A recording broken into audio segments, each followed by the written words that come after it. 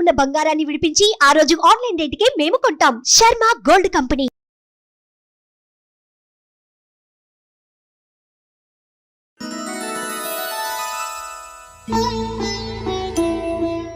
అందరికీ నమస్కారం. శ్రీ క్రోధినామ సంవత్సర ఉగాది శుభాకాంక్షలు. ప్రస్తుతం మనతో పాటు ప్రముఖ జ్యోతిష్యులు, శ్రీచక్రపీఠం వ్యవస్థాపకులు, 2 తెలుగు రాష్ట్రాల ప్రజలకు ఎంతో ఇష్టమైన గురువర్యులు, సుమన్ టీవీ ఆస్థాన ధార్మికులు డాక్టర్ ప్రదీప్ జోషి గారు మనతో పాటు ఉన్నారు.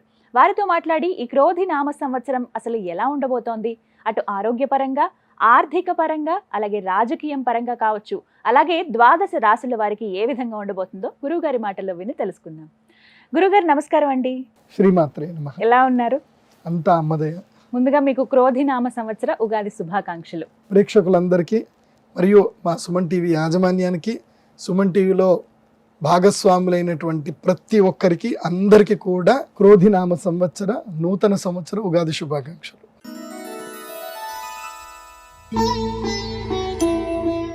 క్రోధి పేరు వింటే కొంచెం అంటే ఏమిటా అర్థం అని తెలుసుకోవాలని ఉంటుంది. ఎందుకంటే ఆ ప్రభావం సంవత్సరం అంతా ఈ మానవాళ్ళందరిపైన ఉంటుంది అనేది వింటున్న మాటే.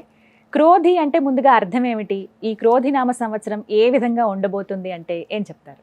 శ్రీ గురుభ్యో నమః. శ్రీమాత్రే నమః. అచింత్య వ్యక్తరూపాయ నిర్గుణాయ గుణాత్మనే సమస్త జగదాధార మూర్తయే బ్రహ్మణే నమః. యోంత ప్రవిశ్య మమ వాచమిమాం ప్రసుప్తాం సంజీవయత్యఖిల శక్తిధరస్వధామ్న అన్యాంశ్చ హస్తచరణశ్రవణత్వగాదీన్ ప్రాణాన్నమో భగవతే పురుషాయ తుభ్యం. వ్యాసాయ భవనాశాయ శ్రీశాయ గుణరాశయే వృద్ధ్యాయ శుద్ధ విద్యాయ మధ్వాయ చ నమో నమః. ప్రథమో హనుమాన్ నామ ద్వితీయో భీమ ఏవ చ పూర్ణప్రజ్ఞస్తృతీయస్తు భగవత్కార్య సాధకాః. సత్యాభిఘ్నకరాబ్జోత్తాన్ 50 వర్షపూజకాన్ సత్యప్రమోదతీర్థార్యాన్ నౌమిన్యాయ సుధారతాన్. ఉత్తరాధిమఠాధీశాన్ సీతాపత్యర్చకాన్ మునీన్ రఘుత్తమ సకాశస్థాన్ సత్యాత్మానాం గురూన్ భజే. శ్రీమాత్రే నమః. శ్రీ గురుభ్యో నమః. వాగీషాద్యాః సుమనసః సర్వార్థానాముపక్రమే యం నత్వా కృతకృత్యా స్యుః తం నమామి గజాననం. శారదా శారదాంబోజ వదనా వదనాంబుజే సర్వదా సర్వదాస్మాకం సన్నిధిః సన్నిధిం క్రియాత్. మనోజవం మారుతతుల్యవేగం జితేంద్రియం బుద్ధిమతాం వరిష్టం వాతాత్మజం వానరయూథముఖ్యం శ్రీరామదూతం శరణం ప్రపద్య. జై శ్రీరామ్. శ్రీమాత్రే. క్రోధి నామ సంవత్సరం.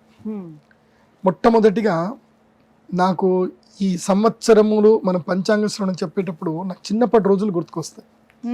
చిన్నప్పుడు మనకి తెలుగు సబ్జెక్ట్ ఉంటుండే, నేను తెలుగు మీడియంలోనే చదువుకున్నాను. అప్పుడు వెంకటరమణ ఎక్కాల పుస్తకం అనేది ఒకటి దొరికేది, చాలా ఫేమస్. దాంట్లో ఎక్కాలతో పాటు ఏం ఇచ్చేవాళ్ళు అంటే సంవత్సరాల పేరు ఇచ్చారు. ప్రభవ, విభవ, శుక్ల, ప్రమోదూత, ప్రజోత్పత్తి, అలా 60 సంవత్సరాలు ఇచ్చారు. చిన్నప్పుడు మాకు గురుకులంలో మొట్టమొదటిగా మాకు మా అమ్మగారు కానీ మా ఇంట్లో చిన్నప్పుడు మాకు నేర్పించింది ఏంటంటే ఈ 60 సంవత్సరాల పేర్లు నీకు నోటికి రావాలి. 12 మాసాల పేర్లు, చైత్రం, వైశాఖం, జ్యేష్టం, ఆషాఢం, శ్రావణం మాసాల పేర్లు రావాలి, నక్షత్రాల పేర్లు రావాలి, యోగాల పేర్లు రావాలి, కరణాల పేర్లు ఇవన్నీ రావాలి అనేది మా ఇంట్లో బేసిక్ అనమాట. చిన్నప్పటి నియమం. అంటే అన్నం తినాలి అని అంటే ఫస్ట్ అన్నం తినే ముందు ఇవన్నీ చదవాలి. ఇవన్నీ చదివినాకనే అన్నం పెట్టడం, లేకపోతే లేదు. ఇది మీరు అందరు కూడా మీ ఇళ్లలో ఇప్పటి నుంచి ఫాలో అవ్వండి. ఎందుకోసం అంటే మన సనాతన ధర్మానికి సంబంధించి ఏంటంటే ఇవే ఈ సంవత్సరాల పేర్లే మన జీవితాన్ని మనకి చెప్తాయి. ఒకటి గుర్తుపెట్టుకోండి, ఇప్పుడు మనకి 2019, 2020 అది ఏ సంవత్సరము అంటే వికారి నామ సంవత్సరం. వికారం అంటే ఏంది? వికారం అంటే సకారం కానిది వికారం అంటే వికృతమైంది, ఇబ్బందులు పెట్టేది, అది వికృతి నామ సంవత్సరం, దాన్ని వికారి నామ సంవత్సరం. 2020లో ఏం జరిగింది? ప్రపంచం మొత్తం కూడా గడగడలాడిపోయింది, వికృతి అయింది. ఏం వికృతి అయింది? కోవిడ్, కరోనా వచ్చేసి మొత్తం అసలు మన కళ్ళలో కూడా ఎప్పుడు ఊహించి ఉండలేము. 60 రోజులు 90 రోజులు మనం ఇంట్లోనే ఉంటాము, లాక్డౌన్ అవుతామని ఎన్నడూ ఊహించలే. జరిగింది. భయంకరమైన వ్యాధులు వచ్చాయి, ఎంతో మంది చనిపోయారు, కొన్ని దేశాల యొక్క ఆర్థిక వ్యవస్థలు పడిపోయాయి. అది వికృతి. ప్రకృతి అంటే సజావుగా ఉండడము, వికృతి అంటే ఇదైపోవడం. ఆ తర్వాత వచ్చింది ఏంటి? శార్వరి నామ సంవత్సరం. శార్వరి నామ సంవత్సరం ఏం చేసిందంటే అందరి జీవితాలను చీకట్లోకి నెట్టేసింది. ఎందుకోసం అంటే ఇప్పుడు కోవిడ్ వచ్చే సందర్భంలో ఎంతో మంది కొత్త కొత్త వ్యాపారాలు పెట్టారు, బాగుంటుంది అనుకున్నారు. ఆల్ ఆఫ్ సడన్ గా మొత్తం వ్యాపారాలు నష్టపోయారు, అందరూ చీకట్లకి వెళ్ళిపోయాయి జీవితాలన్నీ కూడా. ఆ తర్వాత ఏమైంది, ప్లవనామ సంవత్సరం వచ్చింది. అంటే జంప్, అందరినీ తీసుకెళ్లి జంప్ చేయించింది. అంటే నదిని ఎట్లాగైతే దాటించి ఒడ్డు చేర్చిందో ప్లవనామ సంవత్సరం అందరినీ కూడా ఒడ్డు చేర్చింది. సో శోభకృత నామ సంవత్సరం లాస్ట్ ఇయర్ ఏమైంది, అందరికీ శుభాలు కలిగాయి, భారతదేశం యొక్క మార్కెట్ కూడా పెరిగింది, మళ్ళీ అందరు ఇల్లు కట్టుకుంటున్నారు, మళ్ళీ అందరికి ఉద్యోగాలు వచ్చాయి, మళ్ళీ క్యాబ్ డ్రైవర్లకు పని దొరికింది, మళ్ళీ అందరు కూడా ఎటు వెళుతున్నారు, ఫ్లైట్లలో తిరుగుతున్నారు, ఆఫీస్లకి డైరెక్ట్ వెళ్తున్నారు, ఇంకా వర్క్ ఫ్రమ్ హోమ్ తగ్గింది, ఇబ్బందులన్నీ అయిపోయి అన్ని శుభాలు కలిగాయి. ఇప్పుడు ఏమవుతుంది అంటే క్రోధి నామ సంవత్సరం, అంటే ఇప్పటి వరకు వచ్చే 4 సంవత్సరాల పేర్లకు తగ్గట్టుగానే పనులు జరిగాయి. మరి ఇప్పుడు ఏంటి, క్రోధి నామ సంవత్సరం. క్రోధము, క్రోధి అంటే క్రోధము, అంటే ఈ సంవత్సర లక్షణం అంతా కూడా క్రోధం, అంటే కోపాలు ఎక్కువగా పెరుగుతాయి, విపరీతమైన కోపాలు పెరుగుతాయి, మనుషులకు మధ్యన నమ్మకం తగ్గిపోతుంది. సో హ్యాండ్ లోన్స్ ఇచ్చుకోవడము, కొట్లాడుకోవడము, భార్యాభర్తల మధ్యన కొట్లాడుకోవడము, చిన్న చిన్న తగాదాలకు రోడ్ల మీద ఆపేసుకొని రోడ్ల మీదనే కొట్లాడుకోవడము, ప్రతి చిన్నదానికి పోలీస్ స్టేషన్ వెళ్ళిపోవడము, కేసులు పెట్టుకోవడము, ఇలా ఈ సంవత్సరం అంతా ఎట్లా ఉంటుంది అనేది మనకి భగవద్గీత చెప్తుంది. క్రోధ లక్షణం ఏంది అనేది మన భగవద్గీత చెప్తుంది. క్రోధాత్ భవతి సమ్మోహ, సమ్మోహాత్ స్మృతి విభ్రమ, స్మృతిభ్రంశాత్ బుద్ధినాశ, బుద్ధినాశాత్ ప్రణశ్యతి. క్రోధం యొక్క లక్షణం మనకి కృష్ణుడు చెప్పాడు. ఈ సంవత్సరం అంతా ఇదే జరుగుతుంది. అంటే మనుషులు క్రోధముతో ఏమవుతారంటే క్రోధాత్ భవతి సమ్మోహ, అంటే ఒక సమ్మోహంలో పడిపోతారు. క్రోధం వచ్చింది అని అంటే ఒక మాయలో పడిపోతారు. ఏం జరుగుతుంది, ఏం కథ, పెద్ద చిన్న, ఎవరున్నారు ఎవరు లేరు, ఇంకేం ఆలోచించరు. కోపం వచ్చింది అని అంటే కోపం అనేది చండాలుడు అని అర్థం అన్నమాట. ఇంకా సో కోపం వచ్చింది అంటే మూర్ఖత్వం వచ్చేస్తుంది. దాంతో సమ్మోహం, క్రోధాత్ భవతి సమ్మోహ, సమ్మోహాత్ స్మృతి విభ్రమ, అంటే బుద్ధి మొత్తం పనిచేయకుండా పోతుంది. స్మృతి భ్రంశాత్ బుద్ధినాశ, దాంతో బుద్ధి పనిచేయదు. ఏ పని చేయాలి, ఎవరితో ఎంత మాట్లాడాలి, ఎక్కడ పెట్టుబడులు పెట్టాలి, ఎక్కడ పెట్టకూడదు, అసలు ఎవరికి అమ్మాలి, ఎవరు నమ్మాలి, ఎవరు నమ్మకూడదు, ఎక్కడ సంతకాలు పెట్టాలి, ఎక్కడ పెట్టకూడదు, ఇలాంటివన్నీ కూడా పాడైపోతాయి. బుద్ధినాశాత్ ప్రణశ్యతి, దాంతో ఇవి అవుతుంది. కాబట్టి ఈ క్రోధి నామ సంవత్సరం వల్ల ఏం జరుగుతుందనంటే మద్యము తాగే వాళ్ళు ఎక్కువ అవుతారు, డ్రగ్స్ తీసుకునే వాళ్ళు ఎక్కువ అవుతారు, ఆల్కహాల్ అడిక్ట్స్ ఎక్కువ అయిపోతారు, సైకోసమాటిక్ డిసీజ్ ఉండే వాళ్ళు ఎక్కువైపోతారు, మానసిక వ్యాధులు ఎక్కువైపోతాయి, చిన్న పిల్లలు కూడా వీడియో గేమ్లు ఆడుతూ వాళ్ళని వాళ్ళు హింసించుకునే స్థాయికి వెళ్ళిపోతారు. సో ఈ వీడియో గేమ్లు చాలా ఎక్కువైపోతాయి. తర్వాత ఈ సంవత్సరం లోపల ప్రజలు సమ్మోహితులైపోయి బెట్టింగ్లు కట్టుకుంటూ, తర్వాత ఇంకా ఏవేవో ఉంటాయి కదా, ఈ మనీ లాండరింగ్లోనూ దాంట్లోనూ దీంట్లోనూ బిట్ కాయిన్స్లోనూ డబ్బులన్నీ పోగొట్టుకుంటారు. భార్యాభర్తల మధ్యన కలహాలు ఏర్పడతాయి, అక్రమ సంబంధాలు విపరీతమైపోతాయి, అందరు వెళ్ళి కోర్టులో వెళ్ళి కూర్చుంటారు. ఈ సంవత్సరము ఫ్యామిలీ కోర్టులో కేసులు కావాలంటే మీరు ఇప్పుడే చూసుకోండి. ఈ సంవత్సరము మొదలు ఫ్యామిలీ కోర్టులో కేసులు ఎన్ని ఉన్నాయి, వచ్చే సంవత్సరానికి ఈ సంవత్సరం మొత్తం మీద ఫ్యామిలీ కోర్టులో కేసులు ఇప్పుడు ఒకవేళ 5,000 కేసులు ఉన్నాయి అనుకుందాం, 20% కేసులు పెరుగుతాయి. అంటే 5,000 కేసులు అంటే మళ్ళీ 1000 కేసులు పెరుగుతాయి ఈ సంవత్సరం. 20% రెట్టింపు, ఇంకా 20 నేను చాలా తక్కువ చెప్పాను, ఇంకా పెరుగుతాయి. సో ఇలా ఫ్యామిలీ కోర్టులో కేసులు పెరుగుతాయి. వివాహ సంబంధాలు అనేటివి ఏం జరిగిపోతాయి అంటే వ్యాపార సంబంధాలుగా మారిపోతాయి. ఇలా ఈ సంవత్సరం అంతా కూడా ప్రజలు తగాదాలు పెట్టుకుంటూ, కోపాలు పెట్టుకుంటూ, అన్యోన్య బాంధవ్యాలు తగ్గించుకుంటూ, వస్తువులను ప్రేమిస్తూ, మనుషులని ప్రేమించడం తగ్గిస్తూ జీవిస్తారు ఈ సంవత్సరం. అన్ని చెడే కనిపిస్తున్నాయి గురుగారు. మంచి అంటే ఏమన్నా ఉందా ఈ సంవత్సరంలో? మంచి అనేది ఏదైనా ఉంది అని అంటే ఈ క్రోధము వల్ల కొంతమందికి మేలు జరుగుతుంది, ఒక్కోసారి క్రోధం వల్ల కూడా కొన్ని మేలు జరుగుతాయి. ఆ మేలు జరగడం ఏంటంటే తమ యొక్క, ఇప్పుడు ఒక్కటి గుర్తుపెట్టుకోండి, జీవితంలో ప్రతి ఒక్క సంఘటన అనేటివి జరుగుతాయి. కామ, క్రోధ, లోభ, మోహ, మదము, మాత్సర్యం, ఇవి అరిషడ్వర్గాలు అంటారు. మరి ఈ అరిషడ్వర్గాలు ఇవి ఉన్నప్పుడు భగవంతుడు వీటిని తీసేయాలి కదా, అసలు సృష్టించకూడదు కదా. ఎందుకు ఇవి ఉన్నాయి అని అంటే ఉండాలి ఇవి. జీవితంలో షడ్రుచులు, ఇప్పుడు ఉగాది రోజు మనం ఏం చేస్తాం, 6 రుచులు కలుపుకొని మనం తింటాం. ఉగాది అంటే ఏంటి, వేప చేదు కలుపుకుంటాం, పులుపు చింతపండు కలుపుకుంటాం, అదేవిధంగా ఒగరు మామిడికాయ కలుపుకుంటాం, సో తీపికి బెల్లం కలుపుకుంటాం. సో తర్వాత ఓ వాము అనేది కూడా కలుపుకుంటాం. ఇలా ప్రతి దాన్ని కలుపుకొని అన్ని చేసుకొని మనం తింటున్నాం కదా. అంటే ఉగాది ఏం చెప్తుందంటే జీవితము నవరసమయము షడ్రసోపేతమైనటువంటిది. కోపం వల్ల ఒక్కొక్కసారి కొంతమందికి మేలే జరుగుతుంది. ఇప్పుడు ఉదాహరణకి ఒక ఇద్దరు భార్యాభర్తలు ఉన్నారు అనుకుందాం, వాళ్ళకి ఎప్పుడు తగాదాలు జరుగుతున్నాయి. తన భర్త వల్ల ఆమె విసిగి వేసారిపోయింది. ఏదో ఒక సందర్భంలో ఆమె బ్రస్ట్ అవ్వాల్సిందే. సో ఆమె బర్స్ట్ అయినప్పుడు కోపంతో కొట్లాడుతుంది, లేదా కేసు పెడుతుంది, లేదంటే ఆ మొగుడైనా కేసు పెడతాడు. సో ఒక్కొక్క సందర్భంలో మనిషి ఎట్లాగైతే కనుక క్రోధం అనేటువంటిది తను బస్ట్ అయిపోవడం, అంటే ఓపిక సహనము స్థాయిని కోల్పోవడమే కోపం. సో ఆ కోపం వచ్చినప్పుడు కొన్ని మేలు జరుగుతాయి. దూరం అవ్వాల్సిన వాళ్ళు దూరం అవుతారు, దగ్గర అవ్వాల్సిన వాళ్ళు ధైర్యంతో దగ్గర అవుతారు. సో ఏది రైటు ఏది రాంగు అని చెప్పడానికి ఉండదు. ప్రకృతిని మనం ఎప్పుడు ఏమీ అనలేము, తక్కువ అంచనా అస్సలు వేయలేము. మనల్ని మించినటువంటి ఆల్గారిథం తెలివితేటలు ప్రకృతికి ఉంటాయి. అదే మనకి ఏది మంచిదో అదే ఇస్తుంది. అలా మంచి చెడు అని కాదు, జీవితంలో ఒక్కొక్క స్థాయికి వెళతారు. ఇప్పుడు ఒక వ్యక్తికి చెడు జరగనప్పుడు అతని జీవితంలో మంచి జరగదు. గుర్తుపెట్టుకోండి, రెండు ఉండాలి. ఇప్పుడు ఒక కాయిన్ కి బొమ్మ బొరుసు రెండు ఉన్నట్టు జీవితంలో దేన్ని వచ్చినా నాకు తెలిసి ఒకటే, అది మంచి కానీ చెడు కానీ జీవితంలో ఏది వచ్చినా మనం యాక్సెప్టెన్స్ అనేది మనం అలవర్చుకోవాలి. ఎస్, నాకు ఇది పరిస్థితి ఉంది, నేను దీన్ని ఓవర్కమ్ చేయాలి. సో ప్రతి ఒక్క దాన్ని కూడా మనం ఓవర్కమ్ చేస్తూ పోవాలి. ఇప్పుడు ఉదాహరణకి నా జీవితంలోనే జరిగింది. 2014లో మా నాన్నగారు చనిపోయే సమయానికి నాకు శత్రువులందరూ మీద పడిపోయారు. నేను ఒక్కసారి రోడ్డు మీద పడిపోయాను. ఆ టైం నాకు చెడు టైం, కానీ నాకు అది మంచి చేసింది. ఆ 14 తెలిసింది. ఇప్పుడు నాకు చెడు టైం వచ్చింది. ఇప్పుడు నేనేం చేయాలి? నేను దీన్ని ఓవర్కమ్ చేయాలి. ఈ బ్యాడ్ టైంని నేను ఓవర్కమ్ చేయాలి. దానికి మనం తల వంచకూడదు. ఇప్పుడు సముద్రంలో ఆటలు వస్తున్నాయి, పెద్ద పెద్ద అలలు వస్తున్నాయి. అలా వచ్చినాయని సముద్రం మనం ఈదకుండా ఉంటామంటే చక్కగా పడవ తయారు చేసుకుంటాము. లోతెంతో తెలియకనే పడవల్లే అడుగేస్తే దారియను అంటుందా కడలైనా కదా.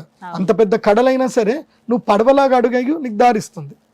అలాగే ప్రతి సంవత్సరము కొంతమందికి ఆటుపోట్లు వస్తాయి, కొంతమందికి చెడు సందర్భాలు వస్తాయి. వాటి నుంచి మనము లెసన్స్ నేర్చుకొని ముందుకెళ్ళాలి. అదే ఈ క్రోధినామ సంవత్సరం చెప్తుంది. సో కోపాలు ఎక్కువ అవుతాయి, కోపతాపాలు ఎక్కువ అవుతాయి. కాబట్టి మిమ్మల్ని మీరు నిగ్రహించుకోవడం అనేది ఉంటుంది, కానీ అది ప్రకృతి, దాన్ని మనం ఏం చేయలేము. ఏది జరుగుతుందో అలా జరగనివ్వండి. ఏది జరిగినా మన మంచికి అనుకోవాలి. ఇది క్రోధినామ సంవత్సరం యొక్క అర్థము. సో ప్రజలు ప్రతి చిన్నదానికి మాత్రం గొడవలు పెట్టుకోకండి, అదొక్కటే నేను చెప్తాను. చాలా చక్కగా వివరించారండి. ముందుగా భయం వేసింది, అంత కోపం రగిలిపోతారు అందరూ అని అంటే, కానీ ఏది జరిగినా మన మంచికే, అది తర్వాత మంచికే దారి తీస్తుంది అన్నారు. కాబట్టి కాస్త ఊరట అనుకోవాలి మీ మాటలతో. అంతే.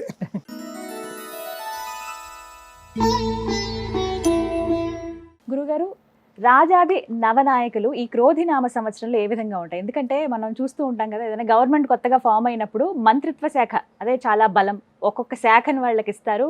చాలా వాళ్ళు పగడ్బందీగా ఆ శాఖల్ని వాళ్ళ పొజిషన్స్ని వాళ్ళు నిర్వర్తిస్తూ ఉంటారు. అలాగే ప్రతి సంవత్సరానికి కూడా ఉంటాయని విన్నాను, వాటిని నవనాయకులు అని అంటూ ఉంటారు కదా. వాటి గురించి వివరించండి. ఈ క్రోధినామ సంవత్సరంలో అసలు ఎలా ఉన్నాయి? శ్రీ గురుభ్యో నమః. శ్రీమాత్రే నమః.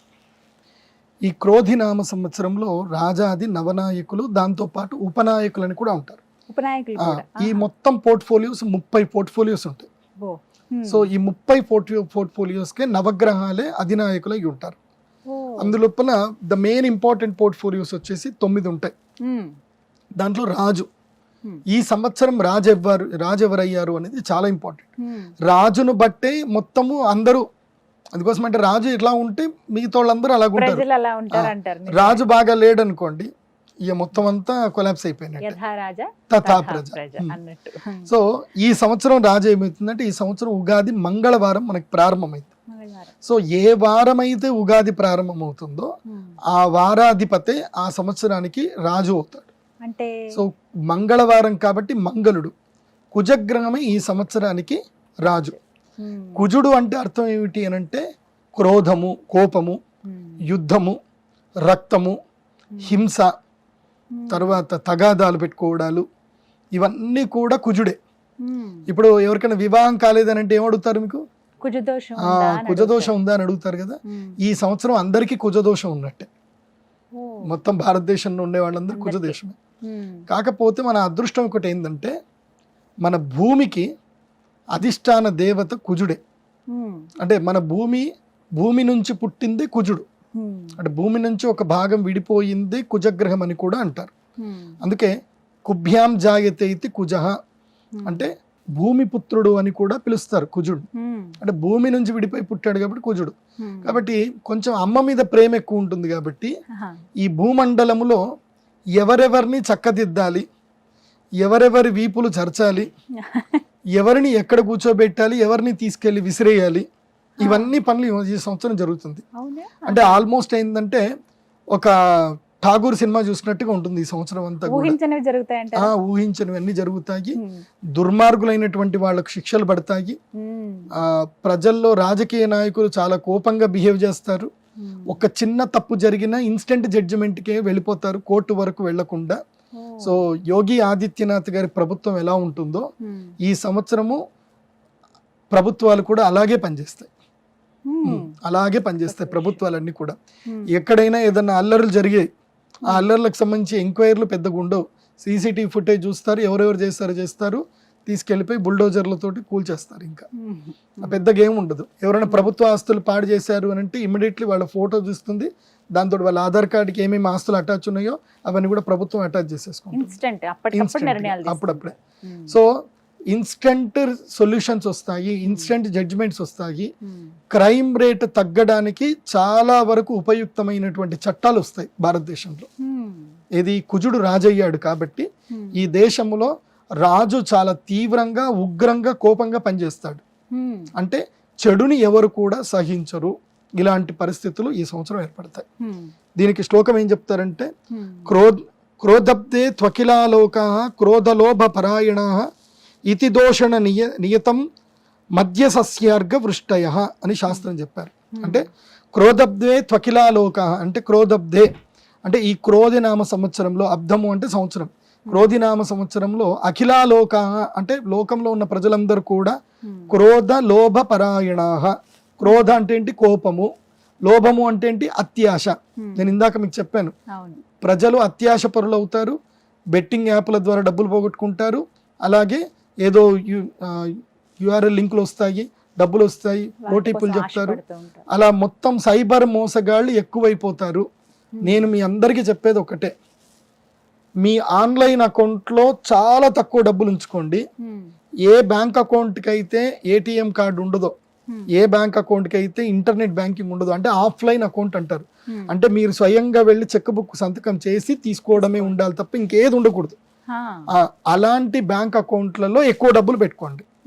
మీరు రెగ్యులర్గా రొటేషన్ చేసుకోవడం ఇంకొక బ్యాంక్ అకౌంట్ మెయింటైన్ చేయండి, అందులోపల 10,000 5,000 తక్కువ, అంతకుమించి ఎక్కువ ఉండకూడదు. ఎందుకోసం అంటే ఈ సంవత్సరంలో సైబర్ ఫ్రాడ్లు ఎక్కువ అవుతాయి. మీరు కూడా లోభపరులు అవుతారు. వాళ్ళు ఎవరెవరో కూడా ఆ రాశుల వారు కూడా చెప్తాను, తర్వాత వినండి. సో ఇది రాజు యొక్క ఫలితం. ఇప్పుడు కుజుడు రాజు అని చెప్పాను కదా, ఆయనకు సంబంధించిన ఒక శ్లోకం చెప్తారు. అగ్ని తస్కర రోగాస్యుః, అగ్ని తస్కర రోగాస్యుః. అగ్ని అంటే అగ్ని బాధలు ఉంటాయి, అంటే అడవులు కాలిపోతాయి. ముఖ్యంగా ఎక్కడైతే సంవత్సరాదిలో సూర్యగ్రహణం కనిపిస్తుందో ఆ దేశాలు. ఈ సంవత్సరం మొదలు సూర్యగ్రహణం ఎక్కడ కనిపిస్తుంది? అమెరికా, మెక్సికో, కెనడా అలాంటి ప్రాంతంలో మనకి సూర్యగ్రహణాలు కనిపిస్తున్నాయి. ఈ సంవత్సరం కెనడాలో కానీ, అమెరికాలో కానీ, మెక్సికోలో కానీ విపరీతమైన గొడవలు అవుతాయి, అగ్ని భయాలు పెరుగుతాయి, బాంబు విస్ఫోటనాలు ఉంటాయి, అడవులు మొత్తం కూడా కాలిపోతాయి. ఇలాంటివి జరుగుతాయి, చూడండి. అలాగే మన భారతదేశంలో కూడా కొన్ని ప్రదేశాల్లో జరుగుతాయి. ముఖ్యంగా తిరుపతి దేవస్థానంలో కానివ్వండి, తిరుమల అడవులు కానివ్వండి, వింధ్య పర్వతంలో కానివ్వండి, అక్కడ కూడా అగ్నిదాహము జరిగేటువంటి అవకాశం ఉంటుంది. కెమికల్ కంపెనీస్లో వీటిలో చాలా జాగ్రత్తగా ఉండండి, అక్కడ కూడా అగ్ని విస్ఫోటనాలు అవుతాయి. నేను ఇది చెప్పేది జాగ్రత్తగా వినండి. ఎవరైతే గనక మా సుమన్ టీవీ ఇది చూస్తున్నారో, కార్మికులు ఎవరైతే గనక రిస్కీ వ్యాపారం చేస్తారు, అంటే ఈ యొక్క వేడి పదార్థాల దగ్గర కానీ రిస్కీ వ్యాపారం అంటే ఒక చిన్న ఏమరపాటుతో ప్రాణాలు పోతాయి, అలాంటి ఉద్యోగాలు చేసే కార్మికులు ముఖ్యంగా అగ్ని, కరెంటు, అదేవిధంగా బొగ్గు సింగరేణి కార్మికులు, తర్వాత ఈ థర్మల్ ఇండస్ట్రీలో పనిచేసేవాళ్ళు, కరెంటుతో పనిచేసేవాళ్ళు చాలా జాగ్రత్తగా ఉండండి. మీరందరూ కూడా అవసరం ఉన్నా లేకపోయినా మీరందరూ కూడా బ్యాంకులో చిన్నగా 100 రూపాయలు కడితే ఇన్సూరెన్స్ వస్తుంది. 5 లక్షలు 10 లక్షలు ఇన్సూరెన్స్ వస్తుంది, గవర్నమెంట్ ఇచ్చింది. ఏవో కొన్ని బ్యాంకులో అకౌంట్ ఓపెన్ చేసుకుని అందులో ప్రధానమంత్రి గారిది ఏదో ఉంటుంది, సంవత్సరానికి 12 రూపాయలు 16 రూపాయలు ఉంటుంది. అదేదో కటింగ్ చేయమని చెప్పి మేనేజర్ని అడగండి. ఇన్సూరెన్స్లు అయితే చేసి పెట్టుకోండి కార్మికులు తప్పకుండా. ఎందుకోసం అంటే ఈ సంవత్సరం అగ్ని భయం అయితే ఉంది. తర్వాత తస్కర భయము అంటే దొంగల భయము. నేను ఇందాక చెప్పాను కదా, సైబర్ మోసగాళ్ళు ఎక్కువ అవుతారు, దొంగలు ఎక్కువైపోతారు. ఆడాళ్ళు అమ్మలు మీ అందరికీ చెప్తున్నాను, మీరు ఎప్పుడైనా సరే కోల్కత్తాకి వెళ్ళి చూడండి, కోల్కత్తా వీడియోలు ఏమైనా చూడండి. కోల్కత్తాలో అది వెస్ట్ బెంగాల్ ఉంటుంది, అక్కడ ఎవరు మెడలో బంగారాలు వేసుకోరు, ఉంగరాలు కూడా వేసుకోరు. నేను ప్రత్యక్షంగా వెళ్ళి 5 రోజులు ఉన్నప్పుడు చూసాను. కేవలం మన సౌత్ ఇండియాలోనే ఎక్కువ ఒంటి మీద బంగారాలు వేసుకుంటారు. ఎందుకోసం అంటే అక్కడ బంగారం కోసం మనుషుల్ని చంపేస్తారు కూడా, లాక్కెళ్ళిపోతారు, ఏదైనా గొడవ చేస్తారంటే చంపేస్తారు. సో అలాంటి పరిస్థితులు ఇప్పుడు రాబోతున్నాయి. ఎందుకోసం అంటే బంగారం ధర అంత ఇంత కాదు, ఈ సంవత్సరం బంగారం ధర పెరిగిపోతుంది కాబట్టి మెడలో అవసరమైతే రోల్డ్ గేళ్ళు వేసుకొని తిరగండి. గోల్డ్ ఏదైనా ఉంటే గనక ఈ సంవత్సరానికి మాత్రం లాకర్లో పెట్టండి, ప్రాణాల మీదకి తెచ్చుకోవద్దు. చైన్ స్నాచర్లు పెరుగుతారు. ఎందుకోసం అంటే ఒక్క క్షణంలో భయపెడితే వాడికి 10 లక్షల రూపాయలు వస్తాయి ఈజీగా. ఒక 10 తులాల బంగారం అనుకోండి 7 లక్షలు, 20 తులాల బంగారం అయితే పక్కా ఉంటుంది. మనలోకైతే గోల్డ్ ఏది పెద్ద పెద్ద గొలుసులు చైన్లు ఉంటాయి. మన ఆంధ్రాకు పోయినా ఎటువైనా చంద్రహారాలు ఆహారాలు అవి వేసుకొని తిరగండి, ఏం పర్లేదు. మీరు ఏదైనా ఫంక్షన్లకు వెళ్ళినప్పుడు కారు దిగిన తర్వాత ఫంక్షన్ హాల్ ఎంటర్ అయిన తర్వాత వేసుకోండి, మళ్ళీ జాగ్రత్త పెట్టేసుకొని ఇంటికి వచ్చేయండి. ఈ సంవత్సరం దొంగల భయం విపరీతంగా ఉంది, ఇది గుర్తుపెట్టుకోండి. అండ్ రక్షక పోలీసులు ఎవరైతే ఉన్నారో వాళ్ళు కూడా జాగ్రత్త పడండి. ఈసారి ట్రైన్లో దొంగలు ఎక్కువ అవుతారు. తర్వాత వాహనాల మీద కోడిగుడ్లు వేసి దొంగతనాలు చేసే వాళ్ళు ఎక్కువ ఉంటారు. వాహనాలని టైర్ బ్లాస్ట్ చేసి దొంగతనాలు చేసే రకాలు ఎక్కువ ఉంటాయి. ఇవి క్రైమ్ న్యూస్లో, సుమన్ టీవీ న్యూస్లో కూడా వస్తాయి, మీరు చూడండి. నేను చెప్పేది వాక్కు సత్యం అవుతుంది కాబట్టి ఏదైనా డిజిటల్ మనీ రూపంలో పెట్టుకోండి, క్యారీ చేయకండి. బంగారం వేసుకోవద్దు, ఈ సంవత్సరం వద్దు అని చెప్తున్నా. నెక్స్ట్ నృప విగ్రహతాభృషం. రాజులు పరస్పర విరోధముతోటి కొట్లాడుకుంటారు, వాగ్వివాదాలు చేసుకుంటారు, అసెంబ్లీలో ఒకళ్ళనొక్కళ్ళు తిట్టుకుంటారు. ఇది మనం చూస్తానే ఉంటాము. ఆంధ్రప్రదేశ్లో అయితే విపరీతంగా ఉంటుంది తిట్టుకోవడాలు. హతసస్యో బహువ్యాళో భౌమే వృష్టి వినాశనం. హతసస్యో బహువ్యాళో, హతసస్యో అంటే సస్యములు నాశమవుతాయి, అకాల వర్షములు పడతాయి. ఇప్పుడు గర్భపాత లక్షణం అని ఉంటుంది. ముఖ్యంగా చైత్రమాసం అంటే ఈ సంవత్సరం మొదలై చైత్రమాసంలోనే ఏం జరుగుతుంది అని అంటే ఏప్రిల్ 14వ తారీఖు నుంచి మొదలు మే 14వ తారీఖు వరకు అకాల వర్షాలు పడతాయి, మామిడి పిందెలు రాలిపోతాయి, తర్వాత టమాటా పంట కానీ కూరగాయల పంటలు కానీ నాశనం అవుతాయి. దీని ప్రభావం వల్ల మే 14 నుంచి జూలై 24 వరకు కూరగాయలు కొందామంటే భయపడతారు జనాలు. మన తెలుగు వాళ్ళకి అత్యంత ఇష్టమైనది ఒకటి ఉంటుంది అనమాట, బడ్జెట్ కూర ఒకటి ఉంటుంది. అదేంటి అని అంటే ఆవకాయ. మనం ఆవకాయ వేసుకొని తినడం అలవాటు చేసుకుంటాం. ఇంకా అంటే మధ్య తరగతి కుటుంబాలు, బిలో లో క్లాస్ వాళ్ళు ఎవరైతే ఉంటారో కూరగాయలు కొనుక్కోలేకపోతారు. కాబట్టి నేనేం చెప్తానంటే మన సుమన్ టీవీలోనే సుమన్ టీవీ హెల్త్ కొన్ని ఉంటాయి, అందులోపల టెర్రస్ మీద కూరగాయలు ఎట్లా పండించాలో అన్ని నేర్పిస్తున్నారు, వీళ్ళే చెప్తున్నారు. కాబట్టి మీరు ఇప్పటి నుంచి కూరగాయలు పండించేసుకోండి. టొమాటా కొనాలి అని అంటే 80 రూపాయల కిలో అవుతుంది, గుర్తుపెట్టుకోండి. ఇప్పటి నుంచి మే జూన్ జూలై ఈ 2 నెలలు టమాటా మనం ముట్లేము, కొనుక్కోలేము. కొత్తిమీర కూడా కొనుక్కోలేము. పాలకూర కూడా 30 రూపాయలు, దాదాపుగా 120 రూపాయల కేజీ అవుతుంది పాలకూర. కొత్తిమీర 200 రూపాయల కిలో అవుతుంది. అల్లం రేటు పెరుగుతుంది. నిమ్మకాయ ఒకటి 5 రూపాయలు అవుతుంది. సో ఇలా చాలా ధరలు పెరిగిపోతాయి, జాగ్రత్త. అందుకే సస్యనాశనం అంటే ఏంటి, సస్యములు నాశనం అవుతాయి. నాశనమైన ఆటోమేటిక్ ఏం జరుగుతుంది, రేటు పెరిగిపోతుంది. ఎందుకోసం అంటే మనకు మార్కెట్లో ప్రోడక్ట్ తక్కువ అయితే దాని యొక్క డిమాండ్ ఎక్కువ అయిపోతుంది.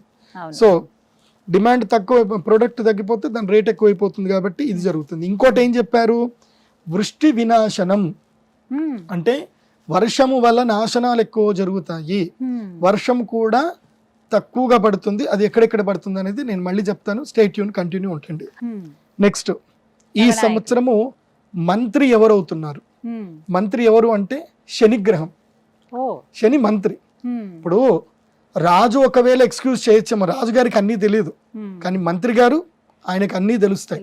ఇప్పుడు మనకి భారతదేశ రాష్ట్రపతి గారు ఏంటంటే రాష్ట్రం అక్కడే ఉంటారు, ఏదైనా ఉంటే జీవోలు వస్తాయని సంతకం చేయడం వరకే వాళ్ళ పని ఉంటుంది, ఎంక్వైరీ చేసి సంతకం చేస్తారు, గవర్నర్ నుంచి చూసుకుంటారు వాళ్ళు. కానీ మొత్తం అంతా చూసేది ప్రధానమంత్రి గారు కదా. కాబట్టి రాజుగారి తర్వాత అత్యంత శక్తి సంపన్నుడు శని. సో శని అంటే ఎవరు చెప్పండి? శని అంటే మనకేం తెలుస్తుంది అంటే ఈయన యమధర్మరాజు యొక్క అన్నగారు. కాబట్టి ఏంది, యమధర్మరాజు యొక్క అన్నగారు సాక్షాత్తు గ్రహాలకు రాజు అయినటువంటి సూర్యుడి యొక్క పుత్రుడు. శనిని ఏమంటారు అంటే సమవర్తి అంటారు. అదేవిధంగా ఏం చేస్తారు, కర్మ విపాక కారకుడు అంటారు. శని కర్మ విపాక కారకుడు అయ్యాడు కాబట్టి అతని మంత్రి అయ్యాడు. కాబట్టి ఏం జరుగుతుంది, మంత్రి శని అయ్యాడు. ఈయన సమవర్తిత్వం అంటే అందరినీ సమానంగా చూస్తాడనమాట. ఎవరు పెద్ద గొప్ప పేద ఇదేముండదు. లైక్ మన ప్రధానమంత్రి నరేంద్ర మోదీ గారు ఎలాగైతే గనక ఒక స్త్రీమూర్తి వచ్చి దండం పెడితే అమ్మ నమస్తే చేయకు అని అంటాడు, ఓ పెద్ద ఆవిడ వచ్చి దండం పెట్టినా ఆయన నమస్తే చేయొద్దు అంటాడు. అందరినీ సమానంగా చూస్తాడు, మళ్ళీ ఎవరెవరిని ఎక్కడ దొక్కాలో అక్కడ దొక్కుతాడు. కాబట్టి ఈ శని కూడా అదే పని చేస్తాడు. మధ్య వృష్టి అంటే వర్షాలు ఎక్కువ పడవు, మధ్య వృష్టి అంటే సాధారణంగా వర్షాలు పడతాయి. తర్వాత మంద సస్యం అంటే సస్యములు కూడా పెద్దగా పెరగవు. మనకి ఒక ఎకరానికి 40 బస్తాలు అనుకున్న చోట 30 బస్తాలే వస్తాయి, గుర్తుపెట్టుకోండి. సర్వే పాపరతా నరాః, నరులందరూ కూడా పాప నిరతులైపోతారు. అంటే తప్పు చేయడం పెద్ద ఏం కాదు అని చెల్తా అందరు చేస్తున్నారు, మనం కూడా చేసేద్దాం అంటే అందరూ ఆల్కహాల్ అడిక్ట్ అయిపోవడము అదేం పెద్ద తప్పు కాదు. అదేవిధంగా ఎక్కువగా స్త్రీల వల్ల పురుషులు ఏడుస్తారు, అంటే హనీ ట్రాపింగ్లో పడి ఏడుస్తారు, ముందుకు వెళ్ళలేరు, వెనక్కి వెళ్ళలేరు, కేసులు పెడుతున్నారంటారు. వీడియో కాల్స్ చెయ్యకండి, ముఖ్యంగా పురుషులు హనీ ట్రాప్లో పడకండి, జాగ్రత్త. ఇది ఆకొచ్చి ముళ్ళు మీద పడ్డా, ముళ్ళెళ్ళి ఆకు మీద పడ్డా ఆకుకే నష్టము, ఆ ఆకు ఎవరో కాదు, యంగ్ అబ్బాయిలు. మీ జీవితాలు నాశనం చేసుకోకండి, మీ ఆస్తులు కూడా రాయించేసుకుంటారు, జాగ్రత్త. ప్రజాపీడ భవేన్నిత్యం, ప్రజలందరూ కూడా పీడా భవేన్నిత్యం అంటే పీడని అనుభవిస్తారు. నేను మళ్ళీ చెప్తున్నాను, తెలుగు రాష్ట్ర ప్రజలకు చెప్తున్నాను, మీరు పీడ అనుభవించే అవకాశం మీ దగ్గర ఉంది, పీడని విముక్తి చేసుకునే అవకాశం కూడా మీ దగ్గర ఉంది.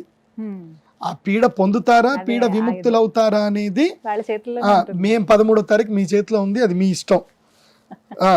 ప్రజాపీడ భవేన్నిత్యం, మనకైతే జ్యోతిష్యం ఏం చెప్తుంది, ప్రజలు పీడని అనుభవిస్తారు అని చెప్తుంది. సో అది అనుభవిస్తారా అనుభవించారా అనేది మీరు చూసుకోండి. సూర్యపుత్రేతు మంత్రిని, సూర్యపుత్రుడు మంత్రిగా ఉన్నప్పుడు ఇది జరుగుతుంది అని చెప్పారు. కాబట్టి ప్రజలు అత్యాశకు వెళ్ళకండి, బంగారం వేసుకొని తిరక్కండి, దొంగలు ఎక్కువ అవుతారు. అదేవిధంగా రైతులు పంటలు వేసేటప్పుడు 6 తడి పంటలే వేసుకోండి, వర్షాధార పంటలు ఈ సంవత్సరము రావు. క్లియర్గా చెప్తున్నాను. ఎందుకోసమంటే చాలా మంది కర్ణాటకలో కానీ మహారాష్ట్రలో కానీ ఇటు రాయలసీమ ప్రాంతంలో కానివ్వండి, మన వైపు ఇది తూర్పుగోదావరి జిల్లా కోస్తా జిల్లాలో కానీ మనకు వర్షపు నీళ్ళు వస్తాయి, ఈ సంవత్సరం వర్షపు నీళ్ళతోటి పంటలు వస్తాయి అని చెప్పి ఆ నమ్మకంతో పంటలు వేస్తారు. కానీ ఆ పంటల వల్ల పెద్దగా లాభాలు రావు. ఎక్కువగా పెట్టుబడులు పెట్టకండి, ఎక్కువ ఖర్చులు పెట్టుకోకండి, 6 తడి పంటలు వేయండి. నేను ప్రజలందరికీ చెప్పేది ఏంటంటే, ఇవి అరికలు, ఇవి వాటికి ఎక్కువ నీళ్ళు అవసరం ఉండదు. సిరిధాన్యాలు పండించడానికి ఎక్కువగా మక్కువ చూపించండి. ప్రజలు కూడా సిరిధాన్యాలు తినడానికి ఎక్కువగా మక్కువ చూపించండి, అది బాగుంటుంది. వాటికి ఎక్స్పోర్ట్ క్వాలిటీ కూడా, రేటు కూడా బాగా వస్తుంది. బియ్యము ధర ఈ సంవత్సరము కేవలము కిలోకి 5 రూపాయలు మాత్రం పెరుగుతుంది. కానీ వరి ధర మాత్రం, అంటే వడ్ల ధర మాత్రం పెరగదు. వరికి ఎంత ఉందో అంత ఉంటుంది, ఇంకా తక్కువ అవుతుంది. మొన్నటిదాకా 5,200 టన్ను వచ్చింది, ఇప్పుడు అంతకుమించి కూడా తగ్గుతుంది. సో కాబట్టి మంద సస్యాహ అది జరగదు, అది గుర్తుపెట్టుకోండి. నెక్స్ట్, సేనాధిపతి అయినటువంటి శుక్రుడి యొక్క ఫలితం. శుక్రుడు సేనాధిపతి అంటే సైన్యానికి నాయకుడయ్యాడు శుక్రుడు. దీనివల్ల ఏం జరుగుతుందంటే సైనికులు ఎక్కువగా వీడియోలు తీయడము, పోలీసులు కూడా ఎక్కువగా ఇన్స్టాగ్రామ్లోను ఫేస్బుక్లోను రక్షక భటులు వీళ్ళందరూ ఫేమస్ అవ్వాలని చూసుకోవడము, ఇవన్నీ కూడా జరుగుతుంది. కొంతమంది రక్షక దాంట్లో ఉన్నటువంటి వాళ్ళు సైనికులు కూడా అభాసు పాలవుతారు, ఇలాంటివి చేసి ఉద్యోగాలు కోల్పోతారు, జాగ్రత్త. అంటే మన భారతదేశానికి సంబంధించిన రహస్యాలు ఎక్కడ బయటపడకూడదు. సో మీరు డ్యూటీ డ్రెస్ వేసుకొని ఏం చేయకండి. ఎందుకోసం అంటే సైన్యాధిపతికి శుక్రుడు వచ్చాడు అనుకోండి, శుక్రుడు ఎంటర్టైన్మెంట్. శుక్రుడు అంటే మేకప్లు, ఆర్టిస్టులు, ఎంటర్టైన్మెంట్లు, ఆనందము, భోగ విలాసాలు, ఇవన్నీ శుక్రుడు. శుక్రుడు సైన్యాధిపతి అయ్యాడు అనుకోండి, యుద్ధం అయితే జరగదు. ఏం జరుగుతుందో చెప్పండి. ఇక్కడ చెప్తున్నారు, సువృష్టిరత్యంత సమృద్ధ సస్యం సుభిక్షమర్గ్యో బహుళోధరిత్యాం నరాస్త్రియ కామరత ప్రవృత్తా సైన్యాధిపత్యే కలు భార్గవస్య. సైన్యాధిపతి అయినప్పుడు ఏం జరుగుతుందట, సువృష్టి అత్యంత సమృద్ధ సస్యం అన్నారు. సువృష్టి ఎప్పుడు? శుక్రగ్రహానికి సంబంధించిన మాసాన్ని శ్రావణ మాసం అంటారు. ఈ శ్రావణ మాసంలో మాత్రం మంచి వర్షాలు పడతాయి. ఇవి ఒక్క నెలనే. శ్రావణ మాసము, భాద్రపద మాసంలో మాత్రమే ఈ సంవత్సరం వర్షాలు బాగుంటాయి. మళ్ళీ ఎప్పుడు కూడా అంటే కొంచెం దసరాను ఆ టైంలో వర్షాలు పడతాయి, కానీ ఈసారి లేవు. ఈసారి వర్షాలు ఇప్పుడే పడతాయి.